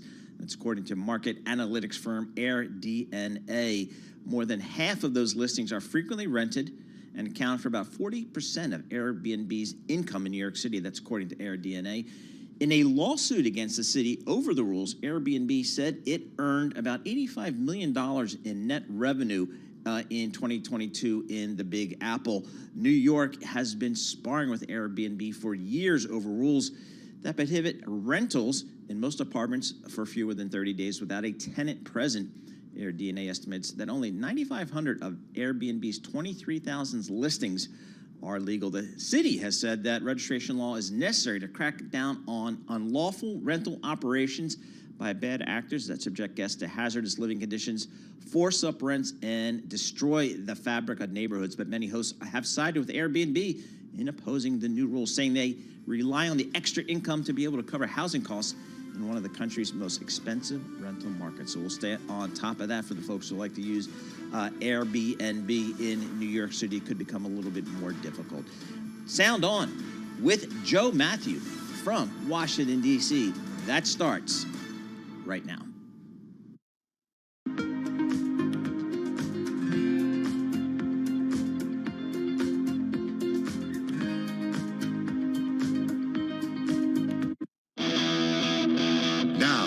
from our nation's capital, this is Bloomberg Sound On. The Biden administration says we're making good on a long-held promise. Ballooning budget deficits in Washington. We're in a bizarro political world here. Bloomberg Sound On. Politics, policy, and perspective from D.C.'s top names. Most people, including most Republicans in Congress, understand that we need to get aid to Ukraine. Who's going to take us in a rational way into the future and lead our country? This has really become kind of the new frontier in American politics, is this battle between red states and blue cities. Bloomberg Sound On with Joe Matthew on Bloomberg Radio. It's back to reality in Washington. Welcome to the fastest show in politics as senators return to the Capitol after a 41-day summer recess. And they've got some serious work to do with House members on their heels, including passing legislation to fund the government and avoid a shutdown. We're going to bring you up to date on the big to-do list here and discuss with Mick Mulvaney, of course, the co-founder of the House Freedom Caucus, former budget chief, former acting chief of staff in the Trump White House, with a lot more to talk about today as the secretaries of the Air Force, the Navy, and the Marines now call on Senator Tommy Tuberville to drop his blockade of military promotions. And Joe Biden wants to get in your living room for some football on Thursday night. We'll talk about it all with our signature panel. Bloomberg Politics contributors Rick Davis and Jeannie Shanzano are with us, of course, for the hour. So let's get started with a look at Wall Street coming off the long weekend, an update on trading now with Charlie Pellet, of course. Hey, Charlie. Here we are back to work on this Tuesday now. But the Dow, the S&P, they're both lower. NASDAQ is higher. Right to the numbers here. A little changed on the S&P, holding above 4,500. Up, down 9 points right now. A drop there of 0.2%. We've got the Dow down 95, a decline of 0.3%. NASDAQ, the composite index, up 2 points. Also little changed. 10-year yield 4.24% with a 2-year that's yielding 4.94%. Spot gold down $15 the ounce to $19.27, a drop there of just about 0.1%. And crude oil, Brent at $90.44 a barrel, up 1.6%. West Texas Intermediate traded here in New York, $87.20 a barrel, up now by just about 1.9%. As for the market backdrop, Chris Heisey is Chief Investment Officer at the U.S. Trust Bank of America Private Wealth. We're all waiting to see the signs that the Fed is done. But unfortunately, when the Fed does cut, they usually cut for a reason, and that's usually because growth is coming down sharply. The labor markets have already peaked as in terms of employment, and then ultimately they have to do something. So everyone's thinking that that's going to be in the spring of next year. We don't really know when it's going to be. No one will know until the data starts to pull through that way. And you can hear more of that conversation on the Surveillance podcast. You can download it wherever you get your podcasts. Blackstone and Airbnb shares are higher after the S&P Dow Jones indices said the stocks will join the S&P 500 index prior to the opening of trading on September 18th. That word coming Friday night. Blackstone shares, they're up by 4% right now. Airbnb up 8.1%. Airbnb, by the way, is up 67.8% year to date. Again, recapping, stocks are trading mixed with the S&P down 10 now, a drop there of 0.2%. I'm Charlie Pelleton. That is a Bloomberg Business Flash. All right, Charlie, thank you. And welcome to the Tuesday edition, feels like a Monday edition of Bloomberg Sound On. If you're with us on YouTube, we welcome you. This is a big day for us here after our long weekend. We invite you to our new video stream on YouTube. Google, if you're listening and you want to join us in the room here, Google Bloomberg Global News. And of course, we had to bring in an important voice and a bold face for our first day here on YouTube. Mick Mulvaney joins, former OMB director. I could do all the formers all day long. Former acting chief of staff, former member of Congress, former co-founder of the Freedom Caucus. That part never goes away. It's good to see you. Thank you. Am I supposed to look at you? Am I supposed to look at the camera? Yeah, I guess we just look at each other. Radio I'm still practicing this myself now. I guess. Do you remember the old Imus show in the morning? Of course, indeed. That was one of my favorites. The early days of CNBC. I guess another trailblazer on getting radio on TV or something like that. But worry about my posture. Worry about my. Anyway. Honestly, yeah, it's a little bit stressful here. I appreciate your being. I'd be all alone without you, Mick. Well, we both have faces for radio. Well, let's find out together. What's going on? Well, I guess a lot. I keep hearing about this awful September that Speaker McCarthy has to prepare for here. You've obviously been here. You come back from Labor Day, everybody's been gone for over a month. You marched in parades last weekend, but there's some, in this case, some really difficult decisions that need to be made. A tough debate over funding the government. And I'm hearing motion to vacate again. I don't know if that's real or not, but how difficult is September going to be for Kevin McCarthy? It's difficult in a variety of ways. What a lot of folks don't realize is that August is really strange for members in Congress. They typically don't talk much to each other. We always think, oh, it's so easy to talk to each other, to communicate, you text, you do. No, it's they spread to the four corners literally of the world. I mean, they go all around the world. I was in Italy and bumped into a couple of them. There's not a lot of coordination in August as to what's going to happen in September. So the leadership team has been working on what's going to happen in September, but the ordinary members have been off doing whatever they do in August. So you come back after not having a lot of communication, and boom, now you're stuck with each other for, I think they're here 3 or 4 weeks in September, maybe all of September. How about that? And they've got a bunch of stuff to deal with. The government shutdown is a big one. The potential impeachment proceedings would be another thing. But of course, I'm also hearing about the motion to vacate the chair as well. So that is real. It's not that we're reminded of this so we can talk about it in the media and give this. Is it just select members of the Freedom Caucus talking about this, or is it the broader Republican conference saying, wait a minute, if this doesn't work out, we're going to have to talk again about a new speaker? No, it's never been the broader Republican conference. It's always been sort of a rump group within the Freedom Caucus. That's sort of what it grates on me, and people say, oh, it's a Freedom Caucus uprising. No, it isn't. The Freedom Caucus, they don't publish their members. Like, we think they have 30 or 40 members. And it was, what, a dozen or so that gave Kevin difficulties back in January when he was trying to get sworn in. So this is not a Freedom Caucus movement. Jim Jordan is in the Freedom Caucus. He's very firmly in McCarthy's camp. So it's not a Freedom Caucus thing. It's a subgroup of that, but it's definitely real within that, especially when the margin is only, what, 4 or 5 votes in the House. Any 4 or 5 members sort of hold that sort of Damocles over Kevin McCarthy's head. That's pretty remarkable. We're talking about a continuing resolution, so we don't have a shutdown when we roll into October, but that would only buy so much time. Apparently, Speaker McCarthy's made clear he doesn't want to be bumping up against the holidays and having of course, we're very used to doing that. What's your thought, though? I mean, we seem to be guaranteeing ourselves a shutdown. Is it actually inevitable? Do you remember the ads for Ivory soap when we were little? Sure. 99.44 pure. That's sort of my odds on a government shutdown. That's not good. No, it isn't. It isn't. Keep in mind, a government shutdown is not that big a deal. That's one of the things I learned when I ran the OMB, because I had participated in more than one government shutdown in my day in Congress. And then I end up at the Office of Management and Budget, and we start talking about another shutdown, and they come to me and they go, you run a shutdown. I'm like, I'm sorry, what? Just the director of the Office of Management and Budget runs a shutdown. In fact, I actually signed the document shutting the government down. And that's when you realize it's not that big a deal. It can be manipulated to look like it's a big deal. You can manipulate it to close certain things. You close the national parks. You close the monuments here in Washington, D.C., all the big high-profile stuff. But generally speaking, most of the government continues to run, and the OMB director has a lot of say over what government continues to run and what doesn't. So it doesn't have to be the end of the world. I had a conversation with some Freedom Caucus members over the break, and they asked me, said, why were you against us on Kevin and the debt ceiling? I'm like, because you didn't have a plan on Kevin. Kevin was the only person with the votes. You're never going to do better than Kevin. And on the debt ceiling, we've never breached the debt ceiling before, so I don't know what that world looks like. Government shutdown, I know what this looks like. And I've been there. We've all been there before.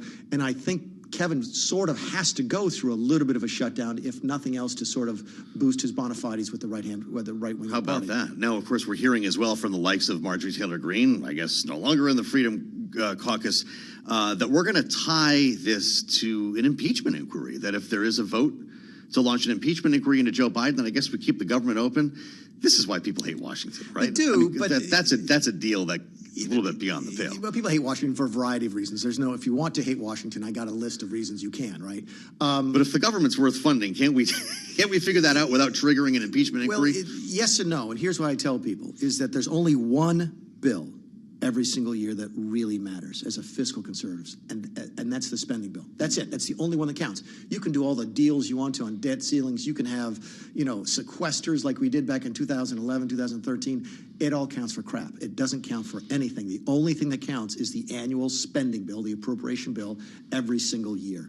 And that's where the fight is going to be for the true fiscal conservatives. And if there's something else you want to try and accomplish, you want to try and leverage that, everybody, that's what people do in Washington, D.C. They leverage bills that they like with stuff that, that they want to get. So this is the natural place for this fight to happen. It should not have happened when Kevin was elected Speaker. It should not have happened as much on the debt ceiling. This is where the battle is going to take place because this is the only bill that really counts. The supplementals that we're hearing about, the White House wants billions more for disaster relief. What is it? We have Hawaii, we have Florida, but there's also supplemental for Ukraine. You and I have talked a lot about funding the war effort in Ukraine. This is about to come to a head once again. Yeah, I mean, listen, I remember my very first year in the budget office, in the budget committee, back when I was in Congress. There's a couple of guys who I'd never seen before at any of the committee meetings show up the last day before we vote. Turns out they're the appropriators who sit on the budget committee. They hadn't been to a meeting the whole year. And they asked one question, which is, are you restricting us on emergency spending? And we said no, and they got up and left the meeting. That's all they cared about, because emergency spending is off budget. It doesn't go through the regular appropriations process. You have to vote on it. But you and I could agree, all of Congress could agree, we're going to spend $100 this year.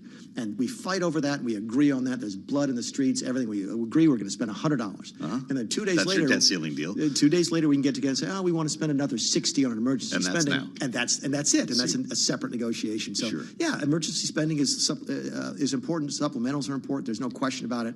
But that's why this spending fight is the fight for so many fiscal conservatives, because it's where the rubber really meets the road. What happens with those supplemental requests, though? I mean, this is going to be the first fight that we hear about. Yeah, they get approved. So those will go through. Yeah. Then we get a CR with something attached to it, most likely. And by the way, a supplemental will be tied to something else. You talked about tying impeachment to the appropriations. There'll be a bunch of Democrats who say, well, we want to tie supplemental for Florida, right? Yes. A Republican state, to something else that we want to have. That's the negotiation that takes place.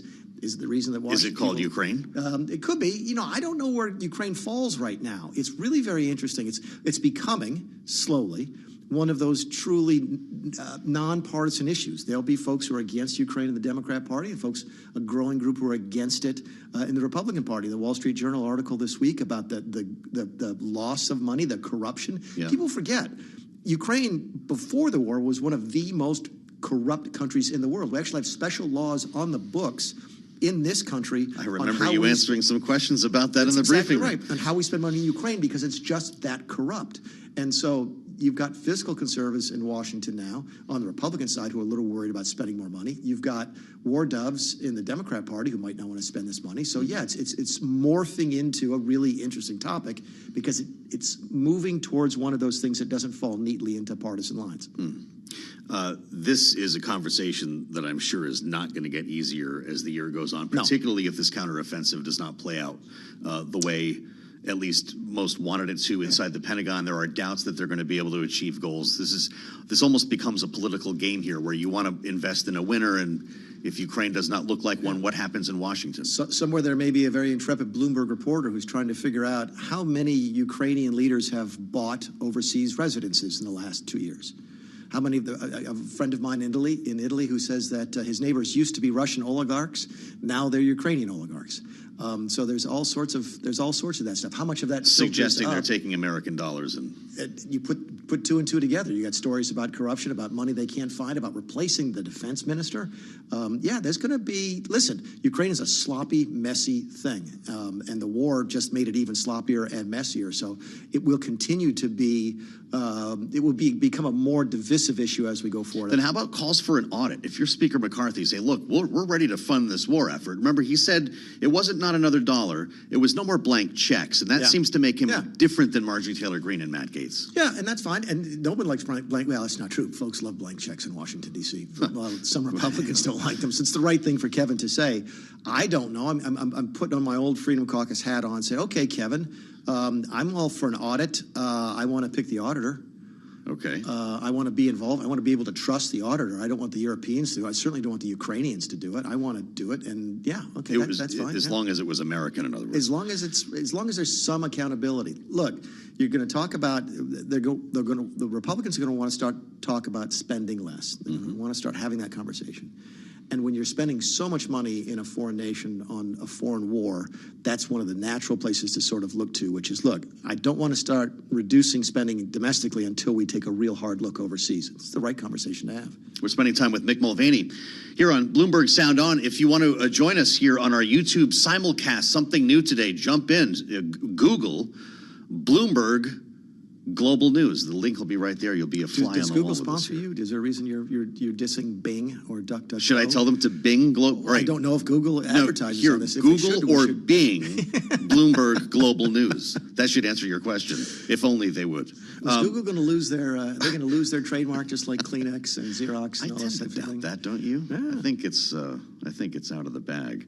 I have to ask you about Mitch McConnell. I don't know if you talk to him, if you talk to people around him. We're hearing about the three Johns again, and that can't be a good thing when you're named Mitch. On the other hand, we should let everybody know he's out with a doctor's note today, another letter from the doctor from Mitch McConnell's office that makes clear this is recovery. And there's a big difference there. Not a stroke. Recovery, not a stroke. Not a seizure. Or a seizure, or even they said something like Parkinson's. That's a big difference then. Does that buy him time to actually recover and get through this showdown in the fall? It does. Keep in mind, the audience here is not. We have a discussion, and we will have a discussion about Joe Biden's age and his mental capacities, okay? That's a national discussion. The discussion about Mitch is actually much, much smaller because we're only talking about him not as a senator. We're talking about him as the leader of the Republicans.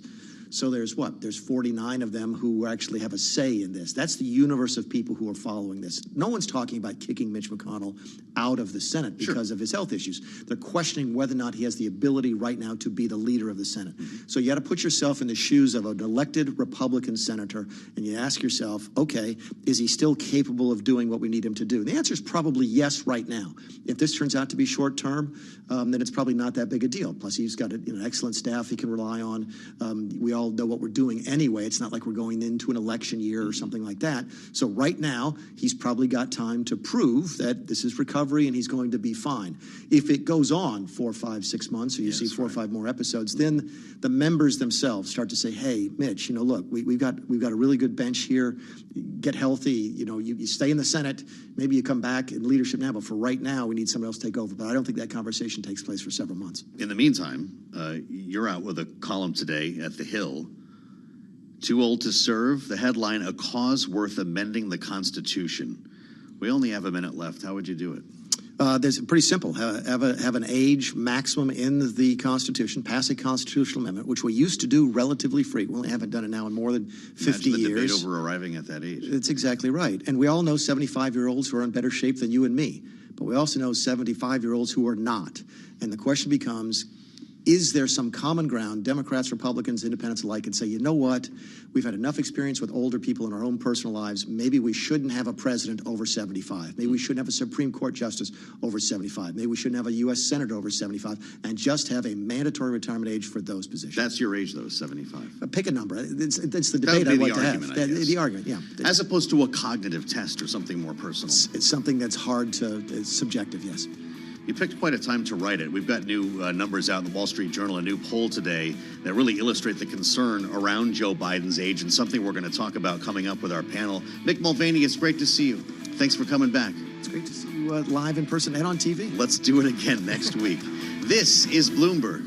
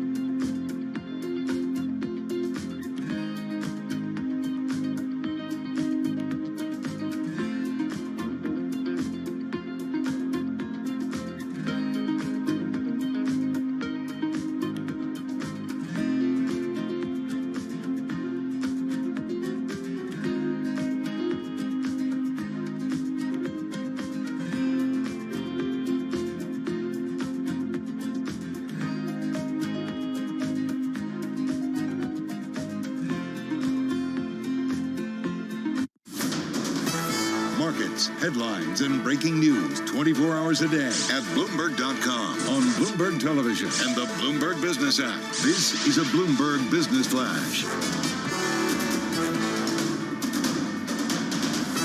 It's 121 on Wall Street. We do check markets all day long here at Bloomberg. We have got the S&P 500 index right at 4,500. Do want to begin, though, with a developing story.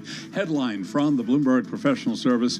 United Airlines has issued a nationwide ground stop on all flights. This according to ABC News. But again, the headline on the Bloomberg Professional Service right now, United Airlines issuing a nationwide ground stop said to be a computer problem. Right now, shares of UAL, United, down 3.6%. Other airline stocks lower today. American down by 3.5%. Delta down 3.2%. Southwest Airlines down by 1.9%. We've got the S&P lower by 50 now at 4502, a drop there of 0.3%. The Dow Jones Industrial Average is down 139, drop there of 0.4%. NASDAQ, the composite index, down 3 points, a decline there of less than 0.1%. Stocks are dropping as Treasury yields climb, and the dollar hit the highest since March. Traders are betting interest rates will remain elevated, even if the Fed decides to go on hold. And a rally in Brent oil to $90 a barrel is adding to concern about a flare-up in inflation. Crude oil right now, we've got Brent 90.33 a barrel, up 1.5%. 10-year yield 4.25%, with a 2-year 4.95%. Spot gold down $15 the ounce to $19.26, a drop there of 0.8%. Earnings after the bell today will include Zscaler and GitLab. I'm Charlie Pelleton. That is a Bloomberg Business Flash. This is Bloomberg Sound On with Joe Matthew on Bloomberg Radio. I've got the letter from the attending physician at the Capitol, and it's addressed to Senator Mitch McConnell. Pretty interesting to read from Dr. Brian Monahan. My examination of you following your brief episode August 30, he writes, included several medical evaluations. He got an MRI, an EEG, and consultations with several neurologists. He says there is no evidence, this is the important part, that you have a seizure disorder or that you experienced a stroke, TIA, or movement disorder such as Parkinson's disease. This all, of course, coming off this freeze-up that the Senate Minority Leader experienced in front of the cameras while talking with reporters last week, the second time that this has happened to him in public, and the second time since he fell and suffered a concussion earlier in the year. And that's the important part as well here, the final line in the letter from the doctor. There are no changes recommended in treatment protocols as you continue recovery from your March 2023 fall. So that is how this is being framed, certainly by Senator McConnell's office, but through the eyes of his doctor here in this letter, the Capitol physician saying this is a recovery, not something new, which really gets to the heart of what we're talking about. On a day that we have new polling data, Wall Street Journal, not great if you're Joe Biden or, frankly, Mitch McConnell, if that is the concern when it comes to age. Let's assemble our panel here. Rick Davis and Jeannie Shanzano join Bloomberg Politics contributors. Look at that. We can all see each other now. It's kind of like when the whole thing turns color in The Wizard of Oz. Great to see you guys. Thanks for joining on our big simulcast on YouTube. If you'd like to join us there on the video side of things, search Bloomberg Global News and click play. Everyone's back. Well, at least they're trickling back in the Senate here. Next week, it's the House. Coming off the August recess, that's why this letter is awfully important. Rick Davis, does it do enough to give Mitch McConnell the space he needs to recover? Yeah, I think it does change the narrative a little bit. I mean, kudos to them for getting on top of this and getting it launched right before people got back to town. You know, it's a hallmark of the McConnell operation to not let vacuums exist. He likes to be the one who's dictating terms of the discussion. And, you know, up until the time of this doctor's letter, everyone was talking about what's causing this, what could potentially be the problem. Is it threatening to his, you know, standing in the caucus and things like that? Now we're talking about the doctor basically giving him a I wouldn't say clean bill of health, but a bill of health enough to operate and continue his role, you know, as the leader of the Republican caucus in the Senate. So definitely it's worked. We're a prime example of that. We're talking about, you know, how this should be moving forward. Obviously, he's not at 100%, and that's going to be a big question as to whether or not he can retain and regain his standing, to be able to power through a really critical election cycle for Republicans in the Senate. An election cycle in which age will be a factor, age and health certainly for Joe Biden as well, Jeannie. We've talked about this a lot with new numbers out today. I bring this back up thanks to the Wall Street Journal poll showing a majority of surveyed voters worry that Joe Biden is too old to effectively serve for 4 more years. This is pretty tough here. 73% of registered voters tell the Wall Street Journal that Joe Biden is too old, Jeannie. There's not much Joe Biden can do about that, but does that look different next year if he's actually in a head-to-head matchup? How much stock do you put in these numbers?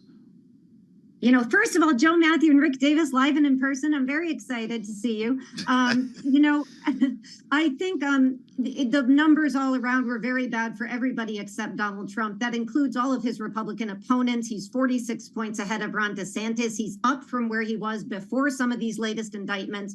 And of course, as you mentioned, the age factor. I think it was notable last week after Mitch McConnell had this second episode publicly.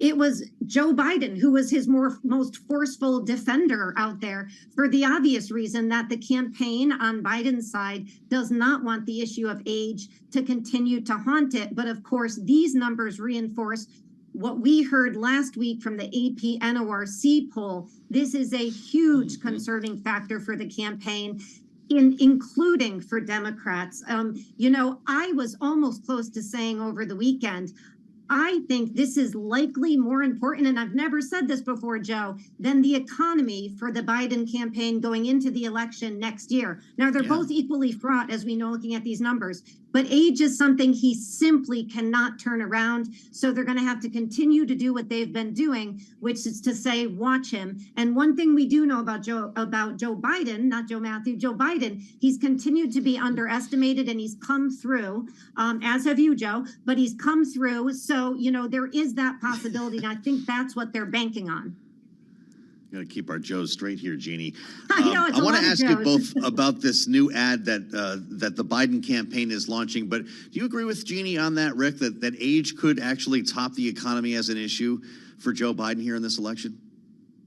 Look, it's obviously a hesitation, especially for independent voters. I think, 85% of the independent voters in that Wall Street Journal poll said, they had hesitations about, Biden.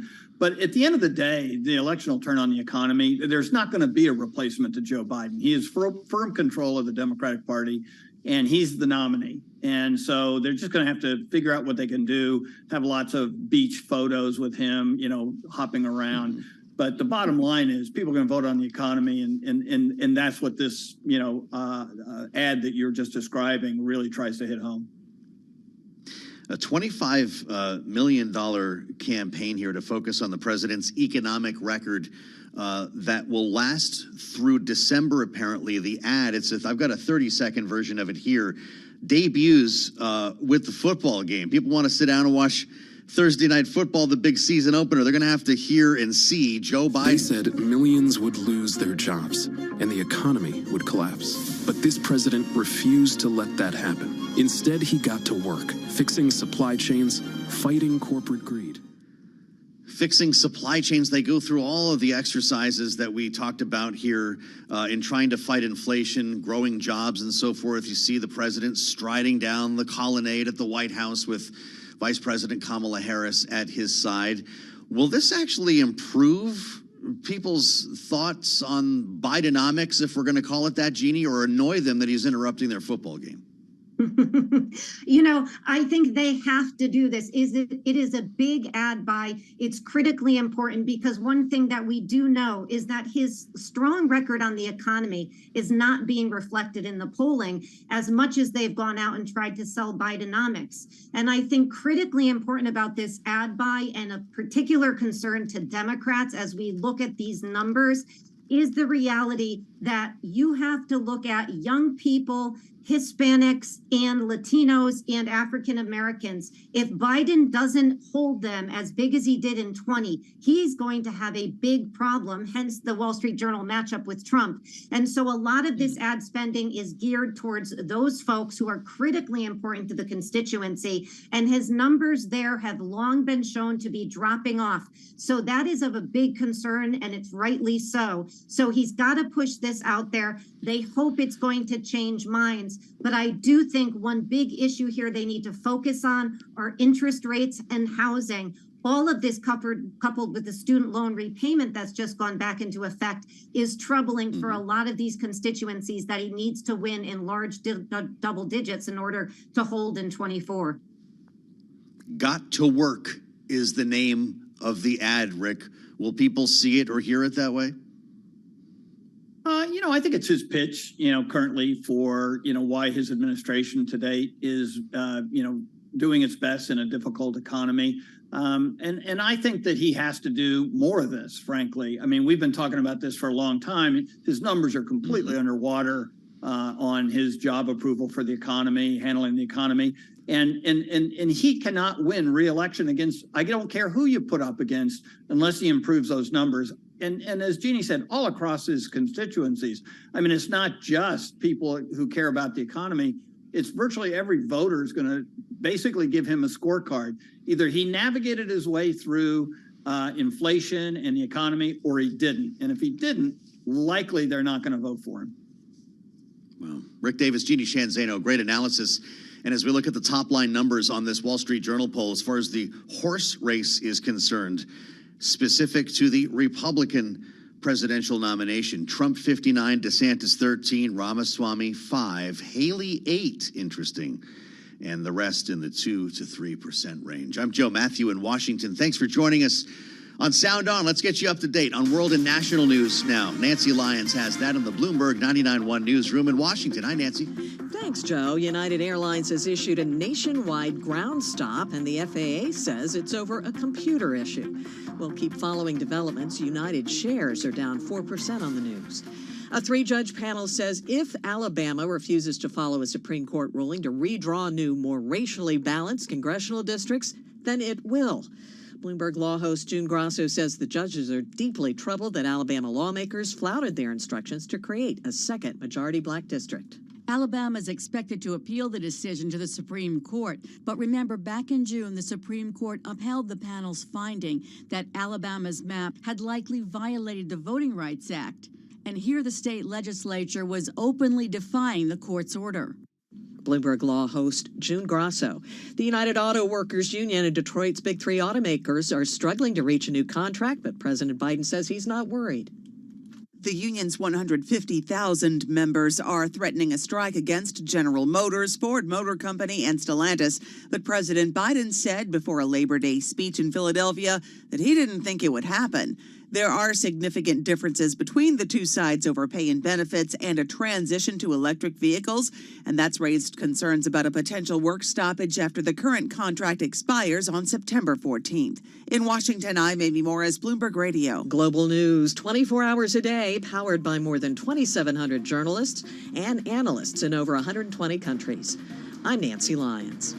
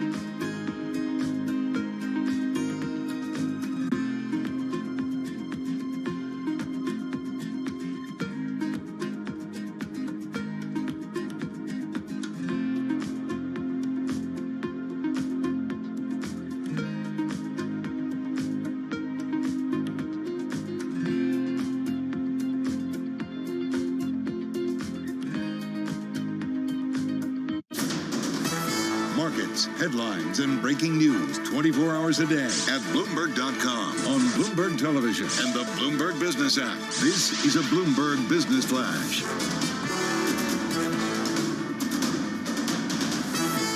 It's 1:40 on Wall Street. We do check markets all day long here at Bloomberg. Stocks are lower with the Dow, the S&P, and NASDAQ all in the red, but the NASDAQ 100 index does remain higher by 0.1%. Stocks are dropping, treasury yields are climbing, and the dollar has hit the highest since March as traders bet interest rates will remain elevated even if the Federal Reserve decides to go on hold. A rally in Brent crude oil to $90 a barrel is adding to concern about a flare-up in inflation. Right now, we've got Brent crude at $90.42, up 1.6%. West Texas Intermediate crude oil is at $87.19 a barrel, up by 1.9%.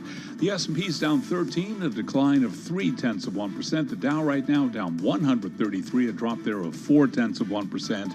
NASDAQ lower by 4, little change there, down less than 0.1%. 10-year yield 4.25% with a 2-year that is yielding 4.93%. The Federal Reserve's Beige Book Economic Survey takes front and center on this week's U.S. economic agenda ahead of this month's policy meeting. And with more on that story, here's Bloomberg's Vinny Del Giudice. The Beige Book is based on economic reports from the Fed's 12 district banks. Bloomberg Economics says Wednesday's edition may set a cautious tone. A pre-Labor Day blast of data implied that America's labor market is still capable of delivering. Central bankers next meet on interest rates September 19th and 20th. Comments today by Fed Governor Christopher Waller suggest he supports holding rates steady this month. Vinny Del Giudice, Bloomberg Radio. Meta Platforms plans to stop promoting news content for people in 3 major European countries, the latest sign that the social network giant is trying to leave the industry behind. Meta Platforms up right now by 1.4%. Recapping, NASDAQ just turning higher, barely up 0.5 point. The Dow, the S&P, they are both in the red, with the S&P down 12, a drop there of 0.3%. I'm Charlie Pelleton. That is a Bloomberg Business Flash. You're listening to Bloomberg Sound On with Joe Matthew on Bloomberg Radio. Simulcasting live now on YouTube. You should come join us here in the studio. You're welcome. Just search Bloomberg Global News. We're joining the rest of the network here in this new world. So you get a letter from the leaders of 3 military branches, and you probably figure you're in a lot of trouble. Unless your name is Tommy Tuberville, in that case, the senator from Alabama may be feeling emboldened.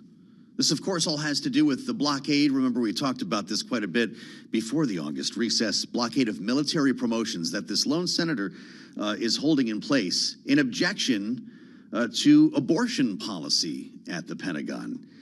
Now the update here, senators returning to town when this might again be dealt with, comes as the secretaries of the Navy, the Air Force, and the Army write this letter published in the Washington Post calling on Senator Tuberville to drop the blockade. He talked about this a short time ago on, what is it, Center Point. There are now so many networks, I have to check on their names here. He's apparently not going to be changing his tune on this unless, of course, this comes to the floor of the Senate. He wants a vote. Here he is. We allot enough money to run a great military, but we don't need to get into these woke policies and run it in the ground like they've done every other institution, like the DOJ, the FBI, our education system. That's exactly what they're trying to do. But this policy on abortion is way overboard. They're not supposed to be making laws, and I'm not going to allow them to do it. They're going to have to change this policy back and bring it to the floor, and let's vote on it. That's the only way I'll drop the policy. Okay, you got that? Let's vote on it. That's the only way I'll drop the policy. Senator Chuck Schumer, for what it's worth, has said he would bring this to a vote, but there is no indication that he plans to do that, at least anytime soon. And so this goes on and on and on as we reassemble our panel. Jeannie Shanzano and Rick Davis have both spoken passionately about this, and I don't suspect their opinions have changed. But when you get the letter here from 3 civilian military leaders, we've already had the defense secretary call him out as well, Rick Davis. Does Tommy Tuberville let this go forever? Does Chuck Schumer let this go forever? Why not bring it to a vote? Yeah, it is a significant departure from the norm. Prior to the holidays, we hadn't heard from the Secretaries of Navy, Air Force, and the Army, and now we have in very stark language. They need these people confirmed, and the military needs to go about their business. And they even mentioned in this op-ed that there are ways for people like Tommy Tuberville to change the policy, and that is through an act of Congress. This is what they are elected to do.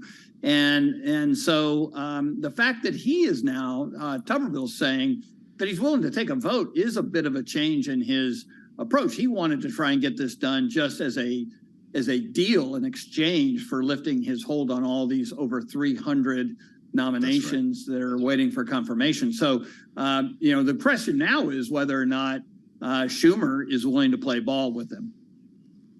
Of course, Chuck Schumer's not going to bring it to the floor if he doesn't have the votes to do this, right, Jeannie? I mean, will Democrats not vote together here because it's an election year to deal with the abortion policy at the Pentagon, which they talk about on cable news a lot, but bringing it to a vote and putting your name on it is different? I think that Schumer may end up having to bring it to a vote, but this is such a dangerous precedent for Coach Tuberville to push forward. I mean, imagine if a very left-wing Democrat decides they don't like how the military is purchasing equipment because it's damaging to the environment. So they are just going to hold up an entire appointments and promotions in the military and impact our military readiness until the military kowtows to them. This can go on and on and on. It's why it is a very, very bad precedent, regardless of what you think on abortion. And it's something that absolutely Tuberville should not be doing, but he is doing. And, let's just think about it from the human perspective. It is September. You've got the children of military men and women starting school. They can't move to their new positions and get ready to go to school or start school because these 500 plus or minus promotions now are held up and the number is ticking up. This is bad for them. It is shocking to imagine it is done by somebody who purports to be a conservative Republican, and it is bad for the United States military. And I'm very glad they wrote this piece. Pressure should be put on Tuberville, and I hope McConnell is well enough to do it, because this is really about a lone Republican senator who is going off the rails and trying to push through a policy that doesn't have the support to get the numbers to move it the way he wants to. You know what, Coach Tuberville? You want to change the policy. Get enough people in Congress who agree with you, and to Rick's point, pass a law. That's how you change policy. Yeah. You don't hold people hostage like this. Would make things a lot more simple if that were the case. It's been 6 months, by the way, Rick. I was actually kind of amazed to see again. It's been 6 months. We're talking about hundreds of promotions at this point, including the fact the Army, Navy, Marine Corps do not have Senate-confirmed service chiefs. Does Chuck Schumer need to bring this to the floor, or is that an indication to us there that he does not have the votes to uphold this Pentagon policy? Yeah, it's kind of an interesting question. I mean, it is a hard question to determine whether or not he's got the votes to do this, especially in an election year where some people are going to be looking, over their shoulder. But just to reiterate on this Tuberville example, I mean, he used to coach the Auburn football team, right? I went to Alabama. We played once a year. It was called the Iron Bowl. Could you imagine him walking into his coach's meeting and saying, hey, the chancellor really jerked me off, and, I'm very upset that, he's done something in the school about abortion, so I'm only going to play the third string against Alabama tonight. You imagine what the reaction would be, to the Auburn alumni to that? Well, this is more important than that. I know people in Alabama may disagree, but the reality is what he's doing is damaging our nation's national security. And frankly, if you're Schumer, you almost don't even want to give him a vote. You just want to make him stew until the people of Alabama tell him, change your policy or find a new job. Yeah. Well, that might be getting closer to Chuck Schumer's motivation right there. Spoken like a son of Alabama, of course. Rick Davis and Jeannie Shanzano, this is why they are our signature panel here on Sound On. I'm Joe Matthew in Washington. We'll have a bit more with Rick and Jeannie straight ahead here on the fastest show in politics. Thanks for joining us. Back to reality today in Washington. This is Bloomberg.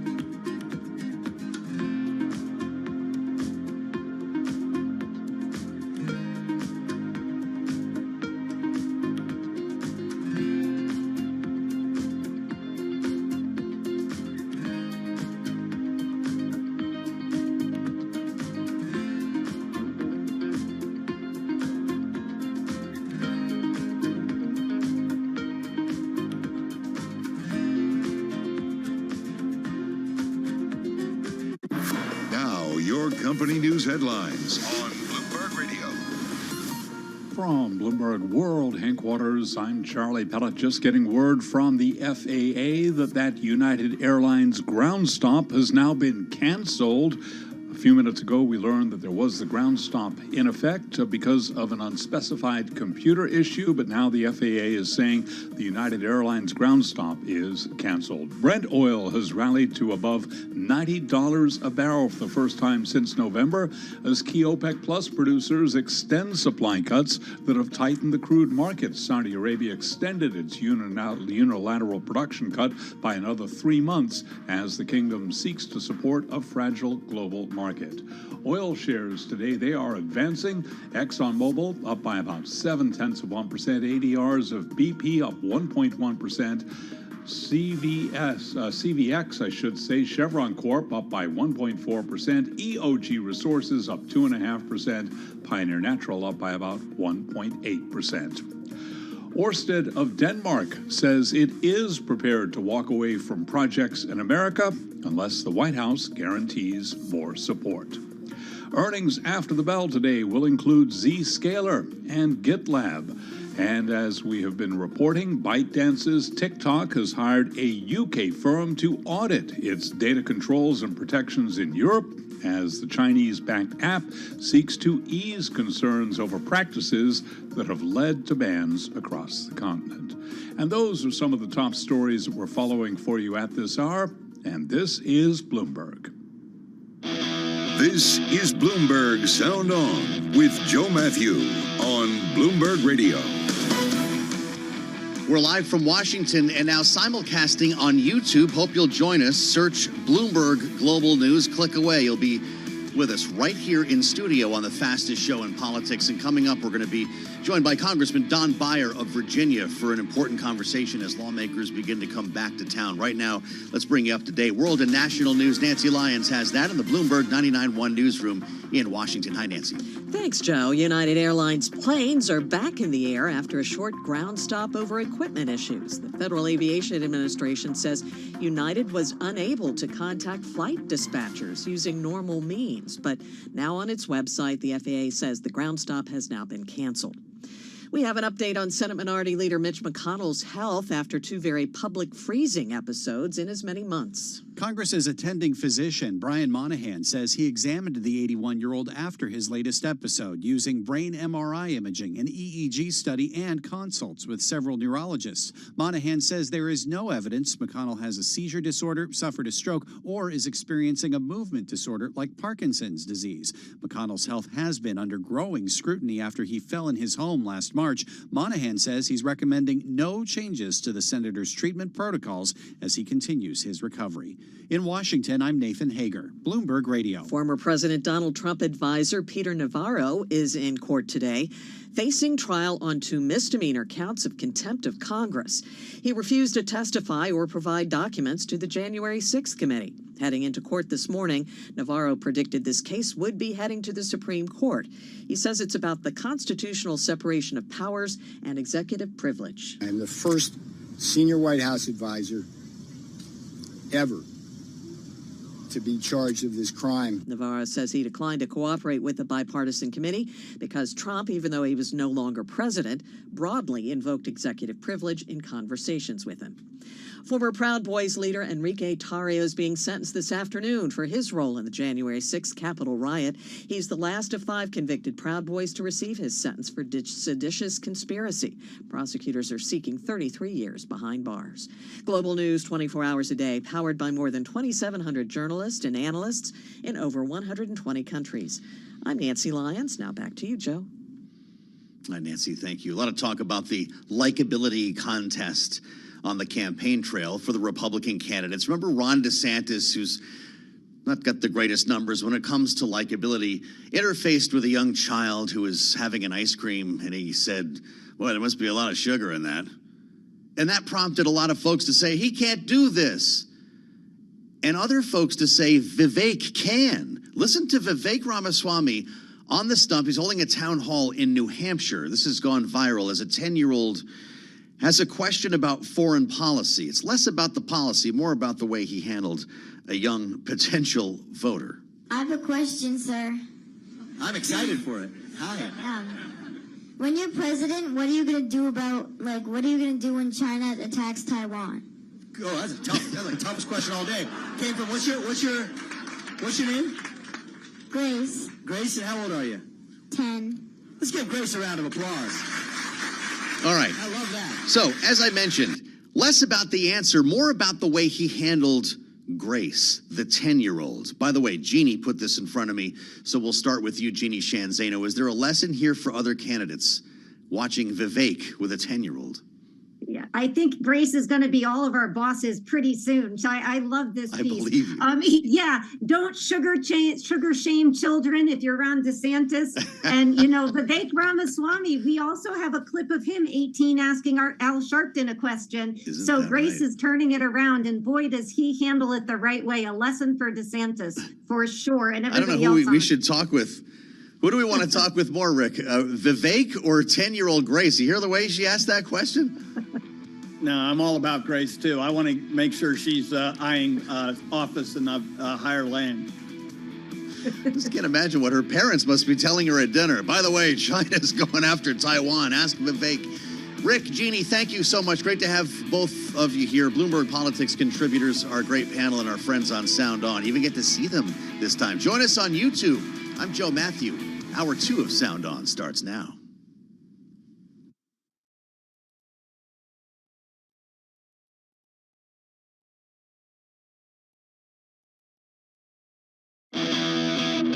Now, from our nation's capital, this is Bloomberg Sound On.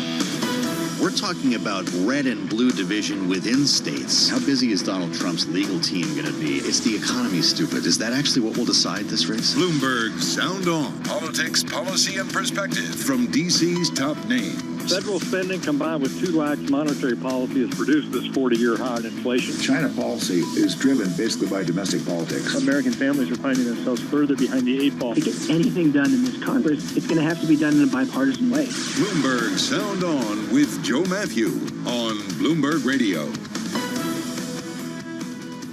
They're back. Welcome to Hour 2 of Sound On. I'm Joe Matthew in Washington. As senators return to the Capitol after the big summer recess, House members return next week, and there is still no agreement on how to fund the government, on how to avoid a shutdown, and we've got some difficult decisions to make here. We're going to compare notes just ahead with Bloomberg Congress reporter Megan Scully, and we'll talk about the challenges facing Washington with Congressman Don Beyer, the Democrat from Virginia, joins us, serves on the Ways and Means Committee, and will be central to the debate over the budget. Later on, Republicans in Texas try to hold one of their own to the fire. We're going to talk with Bloomberg's Dallas Bureau Chief Julie Fine about the impeachment proceeding now surrounding Texas Attorney General Ken Paxton. And later on, Nathan Dean joins from Bloomberg Intelligence to talk pot after the health department requested the DEA reschedule marijuana. All that after a look at Wall Street. Let's get to trading right now, midday with Charlie Pell. Hi, thank you very much. We're looking at a mixed market, Joe Matthew, on this Back to Work Tuesday. The S&P and the Dow lower. NASDAQ higher, barely up less than 0.1%. NASDAQ, the composite index, up now by 2 points. The S&P lower by 12, a drop there of 0.3%. The Dow down 114, a decline of 0.3%. 10-year yield 4.25% with a 2-year 4.95%. Stocks are falling as Treasury yields climb and the dollar hits the highest since March. Traders are betting rates will remain elevated even if the Federal Reserve decides to go on hold. A rally in Brent oil to $90 a barrel is adding to concern about a flare-up in inflation. Jim Bianco is the president and founder of Bianco Research. He sees the Fed skipping at this month's meeting. I think that they're going to probably pause at this September meeting because the market is giving you less than a 10% odds. But the question will become the November meeting because those are a lot closer to 50-50, and we'll have to see how the data plays out from there. And again, we've got the 10-year yielding 4.25%. Blackstone shares are higher, up by 4.2%. Blackstone being added to the S&P 500 index. Airbnb also adding to the S&P 500 index. Shares of Airbnb up now by 8.2%. So again, recapping, we're looking at a mixed market here with the Dow, the S&P, they are lower. NASDAQ higher. S&P down 11, a drop there of 0.3%. I'm Charlie Pelleton. That is a Bloomberg Business Flash. Charlie Pellet, thank you, and welcome to Hour 2 of Bloomberg Sound On. I'm Joe Matthew in Washington, where we've put cameras on things. You can join us on YouTube now, as well as satellite radio, the podcast, your local radio station, just so many ways. Alexa, I didn't mean to say that. I hope I didn't call out you-know-who at home. But yeah, if you're listening and you'd like to join us here in studio, search Bloomberg Global News. We've joined the rest of the lineup here on YouTube. Same great sound, same new look, something like that. I should have worked on that. Megan Scully can help me with it. Bloomberg News Congress team leader is with us in studio now. Thanks for coming to see us. Thanks for having me. As we all now can see you. Yeah. We've got a lot to talk about here before our conversation with Don Beyer, because, boy, if you're a lawmaker getting on an airplane coming back into Washington right now, you're just not looking forward to this, are you? September's supposed to be the painful month it is for Wall Street, and apparently it is for Washington this time as well. Yeah, at least they're fresh off their August recess. I hope right. They got their vacations in ahead. 41 days for a senator coming back today? Something like that, and the House isn't even back quite yet. So, but they only have about 12 legislative days to sort out this whole government funding thing. So before the government So you could just shut made down. it even harder when you consider the calendar. Yeah, when you look at the calendar and you see when the House ultimately gets back, we're really in a compressed time frame. Mick Mulvaney was with us about an hour ago, and he said, I was bumping into lawmakers in Europe because he was overseas. He said they don't talk as much as you think they do in August. They're on Codels, they're with family, they're marching in parades. Are we really picking up where we left off a month ago? Pretty much. And everyone, the battle lines are exactly where they were. Basically, the majorities of both parties would agree to a short-term spending. Here we'll just keep the government open at the current fiscal year's levels. But the issue is this handful of ultra-conservatives in the House, sort of the bane of Kevin McCarthy's existence. Yes. And how much he's willing to do battle against them, or to try to assuage them some way, or to try to get to promise them something else in exchange for their support. A short-term spending bill would pass the House, but he risks angering them and potentially, causing them to try to oust him as Speaker. We're hearing motion to vacate again. Yes. Is that real, or that's just for me to talk about? I mean, right? I think it's something they float these things. Is the motion to vacate. That wasn't really feeling very real for a while. Kevin McCarthy was looking like he had consolidated power quite effectively after that debt ceiling debate. Yeah, so, I think that's option D here, probably. McCarthy and Hakeem Jeffries, the Democratic leader in the House, actually have a pretty cordial relationship. It's something that, that Jeffries could certainly orchestrate in order to get something through. Basically, it would allow him to send the bill to the floor without, Republican support. But usually Republicans have firm control of the House floor since they're in the majority. But we just have to see. I think more likely is we're going to get right up to the, September 30th deadline, and eventually there will be some kind of agreement, at least in the short term, and then we'll be revisiting this debate again in a few weeks. Don Beyer is going to join us in just a moment. If you're a Democrat, not in the majority, obviously, what role are you playing here? Any? Is Speaker McCarthy engaging Democrats on committees, or are you just kind of showing up to watch this unfold? I think in the House, they're pretty much showing up to watch it unfold. Obviously, in the Senate now, Senator Schumer needs to get this through with the support of at least 10 Senate Republicans, which it seems like he will have no trouble doing.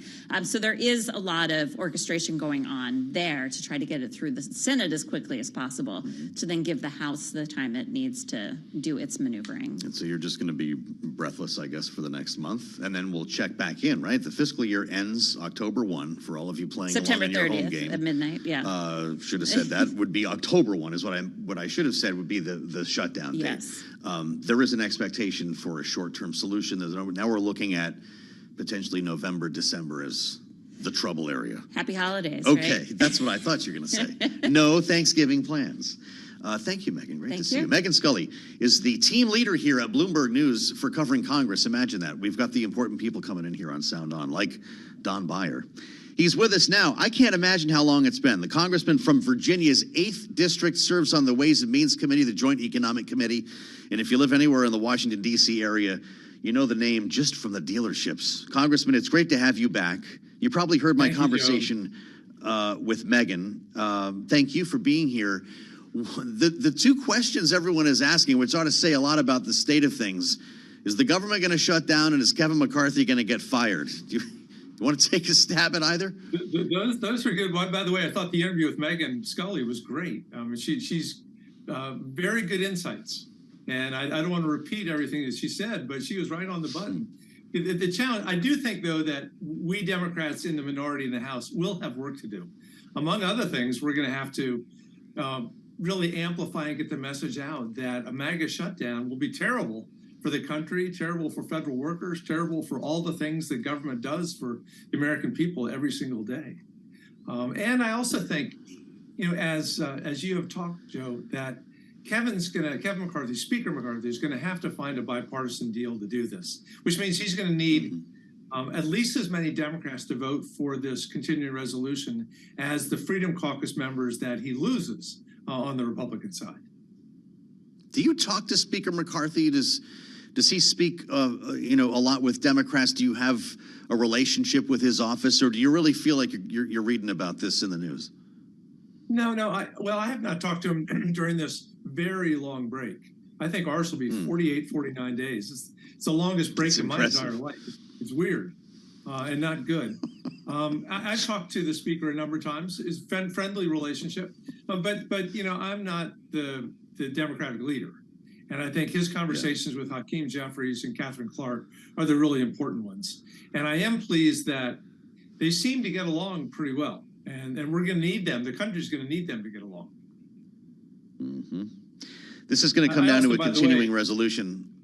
Yeah? Yeah. The key, Joe, I think, is if Speaker does the right thing, does not let himself be held hostage by the Freedom Caucus, he can easily get say 190 or 200 Republicans to vote for a continuing resolution and enough Democrats, maybe all of them, but at least the 18 or 20 to get it passed. The question then is, will the Freedom Caucus pull the trigger on this so-called motion to vacate the chair, which is basically a vote of no confidence in the speaker, which could have him lose the speakership in a worst case for him. And I think that would be a terrible thing for the country. But that's something that he faces. I'm sure you're not probably getting drinks a lot with Chip Roy and Andy Biggs and company, but what are you hearing about that? Is this real talk? Do they actually make that move, or does it depend on what's inside the CR?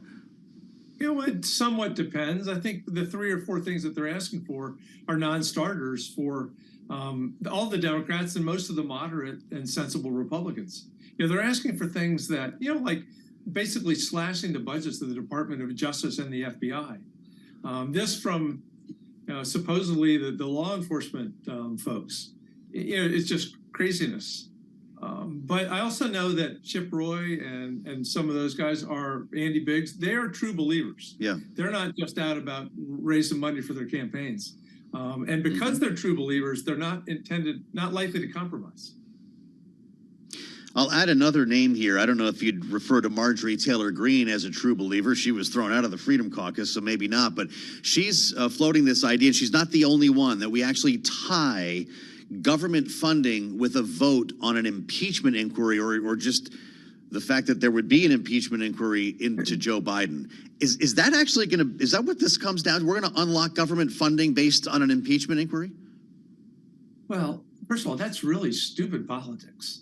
It may be good politics in Marjorie Greene's Northern Georgia district, but everywhere else, all that would do would be to pump up Joe Biden, distract us from the real work of government. They have yet to turn up a single fact that would justify any kind of impeachment. It's the thought that Marjorie Taylor Greene had been sort of on Kevin McCarthy's side, got thrown out of the Freedom Caucus. This puts her right back into the crazy group. when it looked like maybe there was a chance that she was starting to grow up. We wonder if the speaker's going to do it, though. I mean, Kevin McCarthy's been talking about impeachment every time he's in front of a camera lately, and it's difficult to tell what direction that would go in. But if he can keep the government running based on that equation, why not? Yeah, and although I think he understands, though, that if he wants to hand the House right back to the Democrats in 14 months, impeachment's the way to do it. And, you know, I think the speaker's in a hard place because he has to, you know, give lip service and seem to be doing his best on the impeachment for the nutty ones in his caucus. At the same time, I'm sure he does not want this to happen. Yeah, right. I've got to ask you about politics in Virginia. Every time I look at a national political story, all roads seem to lead to your state, Congressman, whether we're talking about Abigail Spanberger, your colleague in the House, potentially running for governor. More often, though, I hear about Glenn Youngkin and how he may have created a national model for Republicans here in a post-Trump world. If we are in one, it doesn't feel like it at the moment. But could you see Governor Youngkin, following the legislative session, actually swooping in late in the game here to run for president? Yes, and in fact, I think the big Virginia worry is that if the governor, with his very deep pockets and his friends with very deep pockets, throws too much money at the Virginia General Assembly races at the end, and somehow he flips the Virginia Senate and keeps the House, you know, we would expect him to be a presidential candidate the next day. And of course, we're terrified that if he somehow got the trifecta, you know, by next March, Virginia would be Florida. He'd do all the evil things that DeSantis does in Florida. You know, we're the southernmost state that still has preserved a woman's right to reproductive freedom. And I know Glenn Youngkin would change that right away if he had the votes. So we're all in on making sure that we keep the Senate and flip the Virginia House and try to stop the young. That's what we were talking. When you say evil things, though, you're talking about abortion policy? Did I understand abortion, you, Congressman? Not being able to teach controversial subjects, no Holocaust, no slavery, you know, a lot of the stuff going after trans kids, just generally hostile to so many of the people who live, work, love in Virginia. And by the way, evil's a heck of a word. To overblow the Youngkin phenomenon, you know, he won the election with less than 51% of the votes after Governor McAuliffe made, you know, a singular mistake in a debate about parents not being involved in their kids' education. Absent that 20 seconds, he never would have been governor. That's something. That's the name of the game in politics, which is why I don't know how anyone could make a living doing this, to be honest with you. I have to ask a car guy about what's going on in Detroit. Well, a lot of people outside of this area might not realize that you made a living in the car business as a very successful car dealer, and I wonder your thoughts on this conversation with the UAW. A 32%, or I believe it's a 40% increase in wages over the length of the contract, 32-day work week. They're asking for things that these companies are clearly not going to be able to give. When you look at Ford and GM, some very strong language coming out of the union after the deal made with UPS and the Teamsters. Don Beyer, what do you think happens? Are we in for an auto strike in this country? Well, I sure hope not. I know the language is strong. I know, you know, Joe, when you go to sell a car, you try to start at list price no matter where you end up. And it sounds like that's what the union has done, is they started with a very high manufacturer suggested retail agreement, and they have to be ready to negotiate it down. By the way, this administration, Joe Biden and his folks, have done a really good job of intervening again and again, you know, on the longshoremen, on the UPS. I certainly expect that we will see the White House intervening to make sure that they don't strike against the big three. Would that actually take care of it? They did not intervene when requested in the yellow trucking situation, and I realize that company may have had its own issues. This one's worth it, though, you think? Yeah, it's definitely worth it. And the auto workers have been strong supporters of Biden in the past. But the last thing we need to do, especially after all the inflation that affected new cars and used cars in the last couple of years, we would look at supply shortages again and driving up prices. That'd be a terrible thing for the American consumer. Next time you come on, I want to ask you about AI and the role that it will be playing, not only in these negotiations, but the future of the auto industry. We spend so much time talking weapons, Congressman. It's all around us. And I want to thank you for being with us on our first big day on YouTube. Congressman Don Beyer, the Democrat from Virginia, with us here on Sound On. Many thanks to you. I'm Joe Matthew in Washington with a lot more to talk about. Julie Fine's coming in next from Dallas. This is Bloomberg.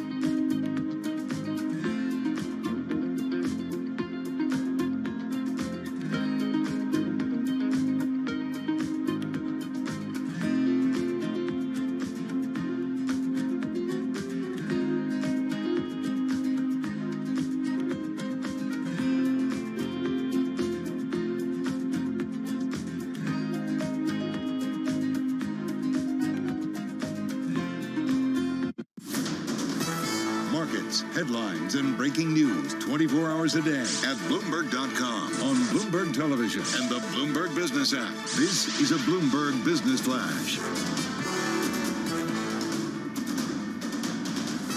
It's 2:21 on Wall Street. We do check markets all day long here at Bloomberg. We're looking at a mixed market right now with the S&P 500 index lower by 10 points, down by about 0.2%. The Dow down 112, now down 0.4%, while the Nasdaq Composite Index is up 15. That is a gain of 0.1%. Stocks dropped as Treasury yields climbed and the dollar hit the highest since March, with traders betting interest rates will remain elevated even if the Federal Reserve decides to go on hold. A rally in Brent crude oil to $90 a barrel is adding to concern about a flare-up in inflation. inflation. 10-year yield 4.26% with a 2-year at 4.96%. Spot gold right now down $15 the ounce to $19.27. Brent crude $89.99 a barrel right now, right around the $90 barrel level. It is up by 1.1%. Earnings after the bell today include Zscaler, the security software company, and GitLab. Shares of both companies are higher. Zscaler up 1.8% and software company GitLab up by 1.7%. I'm Charlie Pelleton. That is a Bloomberg Business Flash. This is Bloomberg Sound On with Joe Matthew on Bloomberg Radio. Ken Paxton is in the fight of his life starting today in Texas. This is the Attorney General, and I'll spin you back a couple of weeks on this one. The Texas House released almost 4,000 pages of evidence supporting its impeachment of Attorney General Ken Paxton, who faces removal from office now at a trial in the state Senate. That's just getting underway as we speak. The music does make this more dramatic, but probably not necessary for our viewers and listeners. If you hear me, New York. By the way, as far as that goes, join us on YouTube. You see, we got a little simulcast going here. Join us on YouTube, search Bloomberg Global News, and you can watch along as you listen here on Bloomberg Sound On. We do appreciate your coming along here. You know who else is with us? Is Julie Fine. We want to go to Dallas. Our Dallas bureau chief with us here. Julie, it's great to see you. We've been waiting to cover this with Julie for months because this has been unfolding for some time. People need probably a little bit of an intro here, Julie, and I know you can help us with this. Ken Paxton and his wife are important for us to be watching now. Why? You've got a Republican legislature in Texas that's turned on one of its own. What happened? Well, first of all, it's quite interesting that they're sitting absolutely together in the same room right now as this goes on. They have been married for some time. Ken Paxton has been in some legal trouble since 2015. He faced some federal charges for securities fraud, and now he is back in the courtroom. He was accused of corruption from several of his attorney generals. You know, I've got a little feedback here, Joe, so I'm gonna have to take this out. So just let me keep going while they fix that up. Yep. Okay. So essentially what ended up happening is that he is under indictment now because several of his assistant attorney generals have accused him of corruption, accused him of corruption because of his relationship with a donor, and also what played into this is an alleged affair. So his wife is now in the courtroom as he is tried on these charges by the Texas Senate. Also very interesting to point out here is that he is a Republican, and he was impeached by a Republican House, and now he's being tried by a Republican Senate. The House did all the work, it seems like, in this case, 4,000 documents. But my goodness, we're talking about a lot of different allegations here for Ken Paxton, who apparently got very close to a real estate executive there and helped him cover up an extramarital affair. Is this tabloid? Is that why the affair is important in this story, Julie? Because again, his wife, who has supported him politically, is there in the room for all of this to be aired out. I don't think that's really the main issue here. I mean, I think the fact that his wife had the option to recuse herself and chose not to, and it was fellow senators who said, okay, we're not going to let you vote. I think that adds to the intrigue of the story, but I don't think it has anything to do with what the senators are looking for. They're looking at this relationship with this donor. This just sort of came out to show the relationship between the two men. Boy, how long is this going to go on for? That's a great question, because right now we're sitting during opening arguments, and they're each an hour. This morning was a lot of procedure. You know, there was obviously the defense attorneys that wanted this thrown out. Here's what's really interesting, Joe, which I found today. You need 2/3 to convict. Well, most of those articles to throw them out that were voted on today was 22-8. I mean, that's not the foreshadowing if you are the attorney general. that you want to see. What's also interesting is that he was required to be there this morning. He is not required to be there this afternoon, and he is not. So currently, this is all going on. He's not in the courtroom. His wife's in the courtroom. The articles weren't thrown out, and now you're having opening arguments. So I think it was a little bit more of an eventful first day than most of us expected. Yeah. Amazing. Well, we're going to stay close to Julie on this whole story here. We want to keep you posted on what's happening here because there is a Trump factor as well. Donald Trump endorsement of Ken Paxton is certainly weighing in on some level here as Republicans in Texas watch along, Julie. I can't really imagine how that sort of hits the equation or to what extent people might look at Paxton sympathetically because of it. Well, I think there is a group that will look at him sympathetically. I certainly do. He's obviously very close to the former president. But again, the fact that you have a lot of Republicans that were impeachment managers in this that are longtime Republicans, that the impeachment, I mean, this is a group of well-known, well-respected, long-term Republicans in the state that people have a lot of respect for. So it's really, again, everything in Texas really boils down to the Texas Senate. What I'm really curious about to watch is the judge in this case, Lieutenant Governor Dan Patrick, who has has a very close relationship with the former president. I believe he's his Texas director. He has been in the past. And it'll be interesting to see if, not that he can break or be with the former president, but he is running the show at the end of the day. And I think senators generally know how he feels. I mean, he's really the man that he controls whether legislation gets to the floor in the Senate. So very, very powerful person. Yeah, there's a lot here, obviously, to talk about. And by the way, if you're not familiar with the story, Ken Paxton's wife is in the Republican majority in the Texas legislature. She had an opportunity to recuse herself, right, Julie? And chose not to. She chose not to recuse herself. But it was the senators that said, okay, you're not going to recuse yourself. We're going to recuse you. But she gets to sit in there. Not that she has a vote, but Joe, it brings the numbers up for the majority because she's sitting in there. Very interestingly, they're both from Collin County, and they went to Collin County this weekend for the Labor Day. They have a Labor Day picnic every year. They're both there. He, of course, said he can't talk about the case, but she's standing with him. It's really interesting. What also way Texas inside baseball politics. One of the impeachment managers is a former close friend of his who is also from Collin County. So, I mean, there are people that, have really, have really been like, okay, we're done here. They've been, I mean, he was indicted in 2015. But you got to remember, Texas has reelected him not once, but twice since. Something about getting reelected with an indictment. That's interesting that you bring it up. Julie Fine is with us from Dallas on Bloomberg Sound On. As I mentioned, we're going to keep tabs on that. I have to ask you, because you're with us, about the three Johns, Julie. Senators are coming back into Washington today, and there are a lot of questions about Mitch McConnell following his second freeze-up last week. The attending physician, the Capitol, is out with a letter today saying that this is about his recovery from falling and having a concussion. It's not something new. He did not have a stroke, it says. He doesn't have a problem with seizures. This is not Parkinson's. Does that cool off talk of a potential battle for replacement here or to identifying an heir apparent, Julie? I ask you that because I know you talked to John Cornyn a good deal in Texas, and that's one of the three Johns.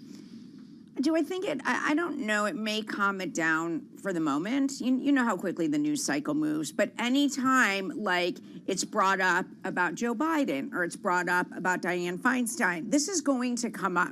Now, I don't think any senator that wants to be a leader is going to say he should step down, especially somebody like John Cornyn, who is they've been close friends for a lot of years. And John Cornyn, while not in leadership now, has been in the past and is, I say, arguably one of the closest people to Mitch McConnell. I mean, who was called on to deal with gun legislation? John Cornyn. So that shows the faith that he has in him. I think people like John Cornyn are going to say, we stand with the leader, and then they're going to continue to do what they do and try to lead in their own ways.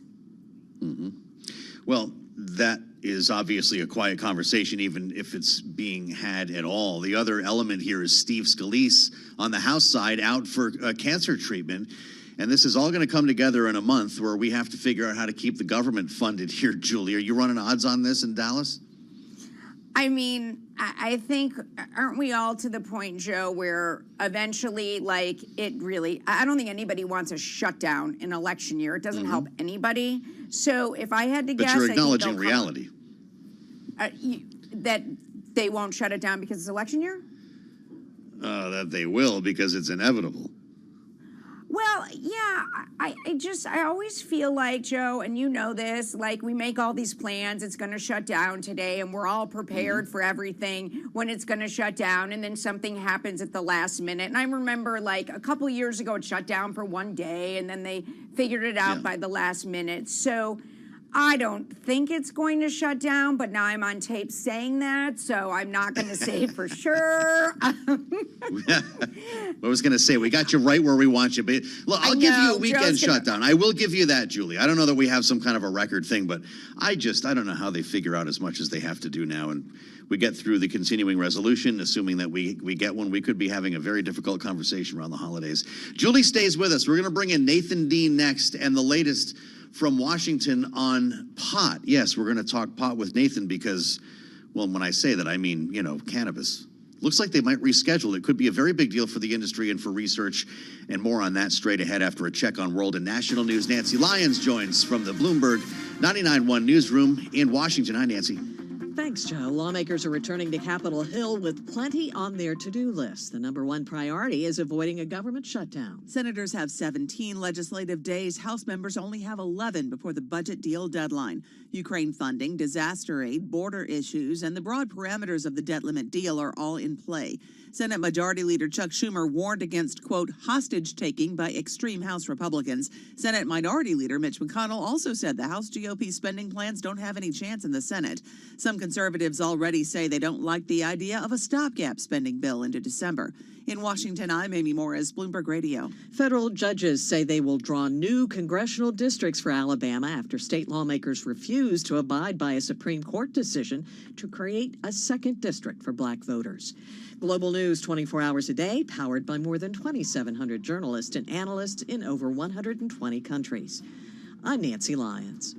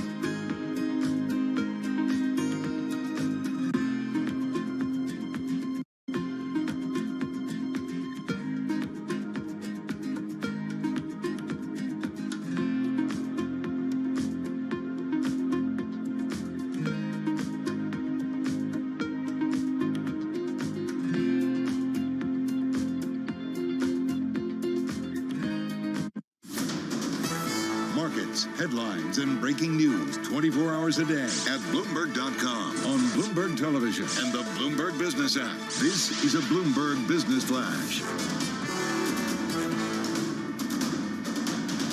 It's 2:40 on Wall Street. We do check markets all day long at Bloomberg. Stocks continue to trade a little change right now. We've got the Dow, the S&P, they are both lower. NASDAQ, the composite index, up by less than 0.1%, while the NASDAQ 100 index is up by 0.3%.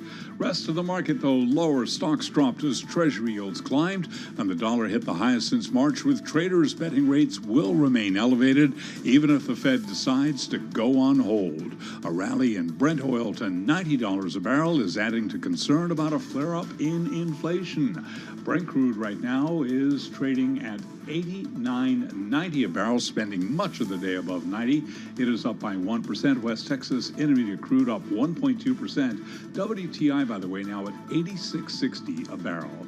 So the S&P 500 index is lower. The 10 years yielding 4.26%, with a 2-year at 4.96%. There is fresh data on the impact of the climate on a key sector of America's economy, and that is housing. And with more on that story, here's Bloomberg's Vinny Del Giudice. Real estate firm Zillow says more than 4 in 5 prospective home buyers are considering climate risk as they comb the property market. Flood, extreme heat, wildfires, hurricanes, drought. Zillow said such risks generally aren't proving to be deal breakers, but they are affecting buyers' sentiment, especially in the West. Vinny Del Giudice, Bloomberg Radio. And housing stocks lower across the board. First of all, Zillow, it is down 0.3%. Homebuilder Toll down 4.9%. Homebuilder Lennar down 4.4%. And homebuilder KB Home, it is down now by 4.9%. So again, recapping, a mixed Tuesday. The Dow, the S&P, they are both lower right now. NASDAQ is higher. Right now, the S&P 500 index is down 0.2%. I'm Charlie Pelleton. That is a Bloomberg Business Flash. You're listening to Bloomberg Sound On with Joe Matthew on Bloomberg Radio. So the narrative in Washington right now seems to be, hurry up, everybody, get back into town. Senators, members of Congress, so we can shut down the government. Is it an inevitable ending to this whole saga? We're going to keep asking as many folks as we can, beginning with lawmakers, of course, here on Bloomberg Sound On. Thanks for joining. I'm Joe Matthew in Washington. Glad you're with us here. And if you're joining on YouTube as well today, we say welcome. If you're not aware or you can't find us, search Bloomberg Global News, and you'll see this mug along with everybody else around here. Yes, we are actually on camera now, and you can join us along with the rest of our shows here on Bloomberg Radio, and hope you will. We're joined by Julie Fine, of course, Dallas Bureau Chief, who's with us for the conversation this hour. And here in Washington, our friend Nathan Dean, Bloomberg Intelligence Senior Analyst. It's great to have everybody here. Nathan, good to see you. Hope you had a great long weekend here. I want to ask you about the rescheduling of cannabis, because it is something that you're talking about at Bloomberg Intelligence and, of course, running odds on, which I love. You're running odds on a shutdown, though? We're walking into what's supposed to be the worst month in recent history in Washington, and that would be saying something. You know, we thought about putting some odds on this, but how do you distinguish between high and high? It was kind of hard to do, but we think there's going to be a high chance, a high probability of a shutdown. But we put out a note today essentially saying that markets shouldn't be afraid of a shutdown. If you looked at all the previous shutdowns have taken place, and obviously the 30-day plus shutdown under the Trump era was the best one we could look at. The markets reacted negatively the first day or so. There was some concern about what does this mean and so forth like that. But then the markets went back to normal. And so the note that we put out today is essentially that markets shouldn't be afraid of any type of shutdown. And that even applies to some industries like contractors. You would think government contractors, shutdowns could be bad. But if you look at the Raytheons, the Boeings and so forth like that, their contracts are such a long leadway. I mean, we're talking 18-month, 2-year, 3-year, 5-year contracts that a short-term shutdown isn't really all that much of a concern. What we are telling our clients, though, is that we do think the odds are somewhat high, around 60 to 70%, that this shutdown will be short-term in nature if it occurs, I think maybe 5 days to a week or something like that. So you think if it does occur that they'll get it done that quickly? Because then it always brings back the conventional wisdom. If you can get it done within 5 days, why does it always take until the 5 days? So, and then politically, isn't there going to be a big price to pay for everyone involved? Absolutely. I mean, there's no reason to agree on a deal until the absolute last moment. I mean, we've seen that in every single negotiation, the debt ceiling one for earlier this year, for example. But what Speaker McCarthy has to do is he has to figure out a solution that achieves a short-term continuing resolution. His goal is to early December that can get either, the House Freedom Caucus votes that have said that they're not going to vote for this no matter what, or unless it includes things that President Biden would never sign on, or work with the Democrats here. And that's going to take time. Speaker McCarthy is going to have to go through the process. We're going to see a lot of angst. We're going to see a lot of headlines. And then when we actually get to September 30th, or maybe a few days before, maybe a few days after, that's when the decision is saying, look, there's no other solutions other than this one. This is where we have to go and move forward. Now, if he does push the continuing resolution to early December, that we're going to have to go through this all again. And the other thing that we're just telling our clients just to keep an eye out is that if the government does partially shut down, you're going to look at some of the economic indicators like the Bureau of Labor Statistics and so forth, little reports that the traders and investors rely on, they may not come out. So that's probably one of the bigger impacts also to the investment community. So we're talking about cannabis legalization again as well. And you're running odds on this, still a long way off odds, as you write at BI. And I bring this up because it was a big story last week, and Bloomberg scooped it, that the Department of Health and Human Services is recommending that cannabis be rescheduled. It's currently on par with heroin. This would make it more accessible, I guess, for research and any number of things, but it's not going to actually bring the job of legalization to the floor the way Chuck Schumer is saying that it will. Yeah, absolutely. So, Bloomberg News last week reported that the Department of Health and Human Services was going to recommend to the DEA moving it from Schedule 1 to Schedule 3. For example, Tylenol with codeine is Schedule 3. Now, that is up to the DEA. The DEA could take years if they want, but we think there's a decent chance that this could come before the 2024 election. This HHS review, this FDA review, for example, moved on a pretty quick manner in response to the President Biden executive order from last year. Yeah. Now, what does rescheduling do? Well, one, it provides tax relief towards retailers and producers and so forth like that. It also may make it more acceptable to states to, move forward with their own positive initiatives. But what it doesn't do is it doesn't lead a pathway to legalization. We just do not see the votes there in the Senate. And, you're going to hear lots of talk from Senator Schumer this year about we're going to get this done. I just don't see it happening. And so we have it as a 30% chance it's going to happen in 2023 or 2024. Okay. But then in the rescheduling will, just not the legalization. How's this going to play in Texas, Julie?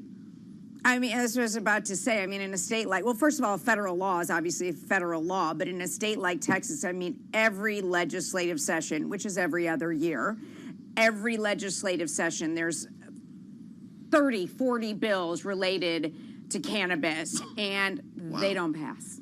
They don't pass. There's always some type of bills, whether it's medical. There's a very slight medical exception, I believe, for children with epilepsy, but overall, I just don't see it coming close to passing, not only in a state like Texas, but in a lot of southern states. So therefore, I don't know how you get those senators on board for something on a more federal level. So I will find that very interesting to watch from really outside of the Beltway to see how this plays out.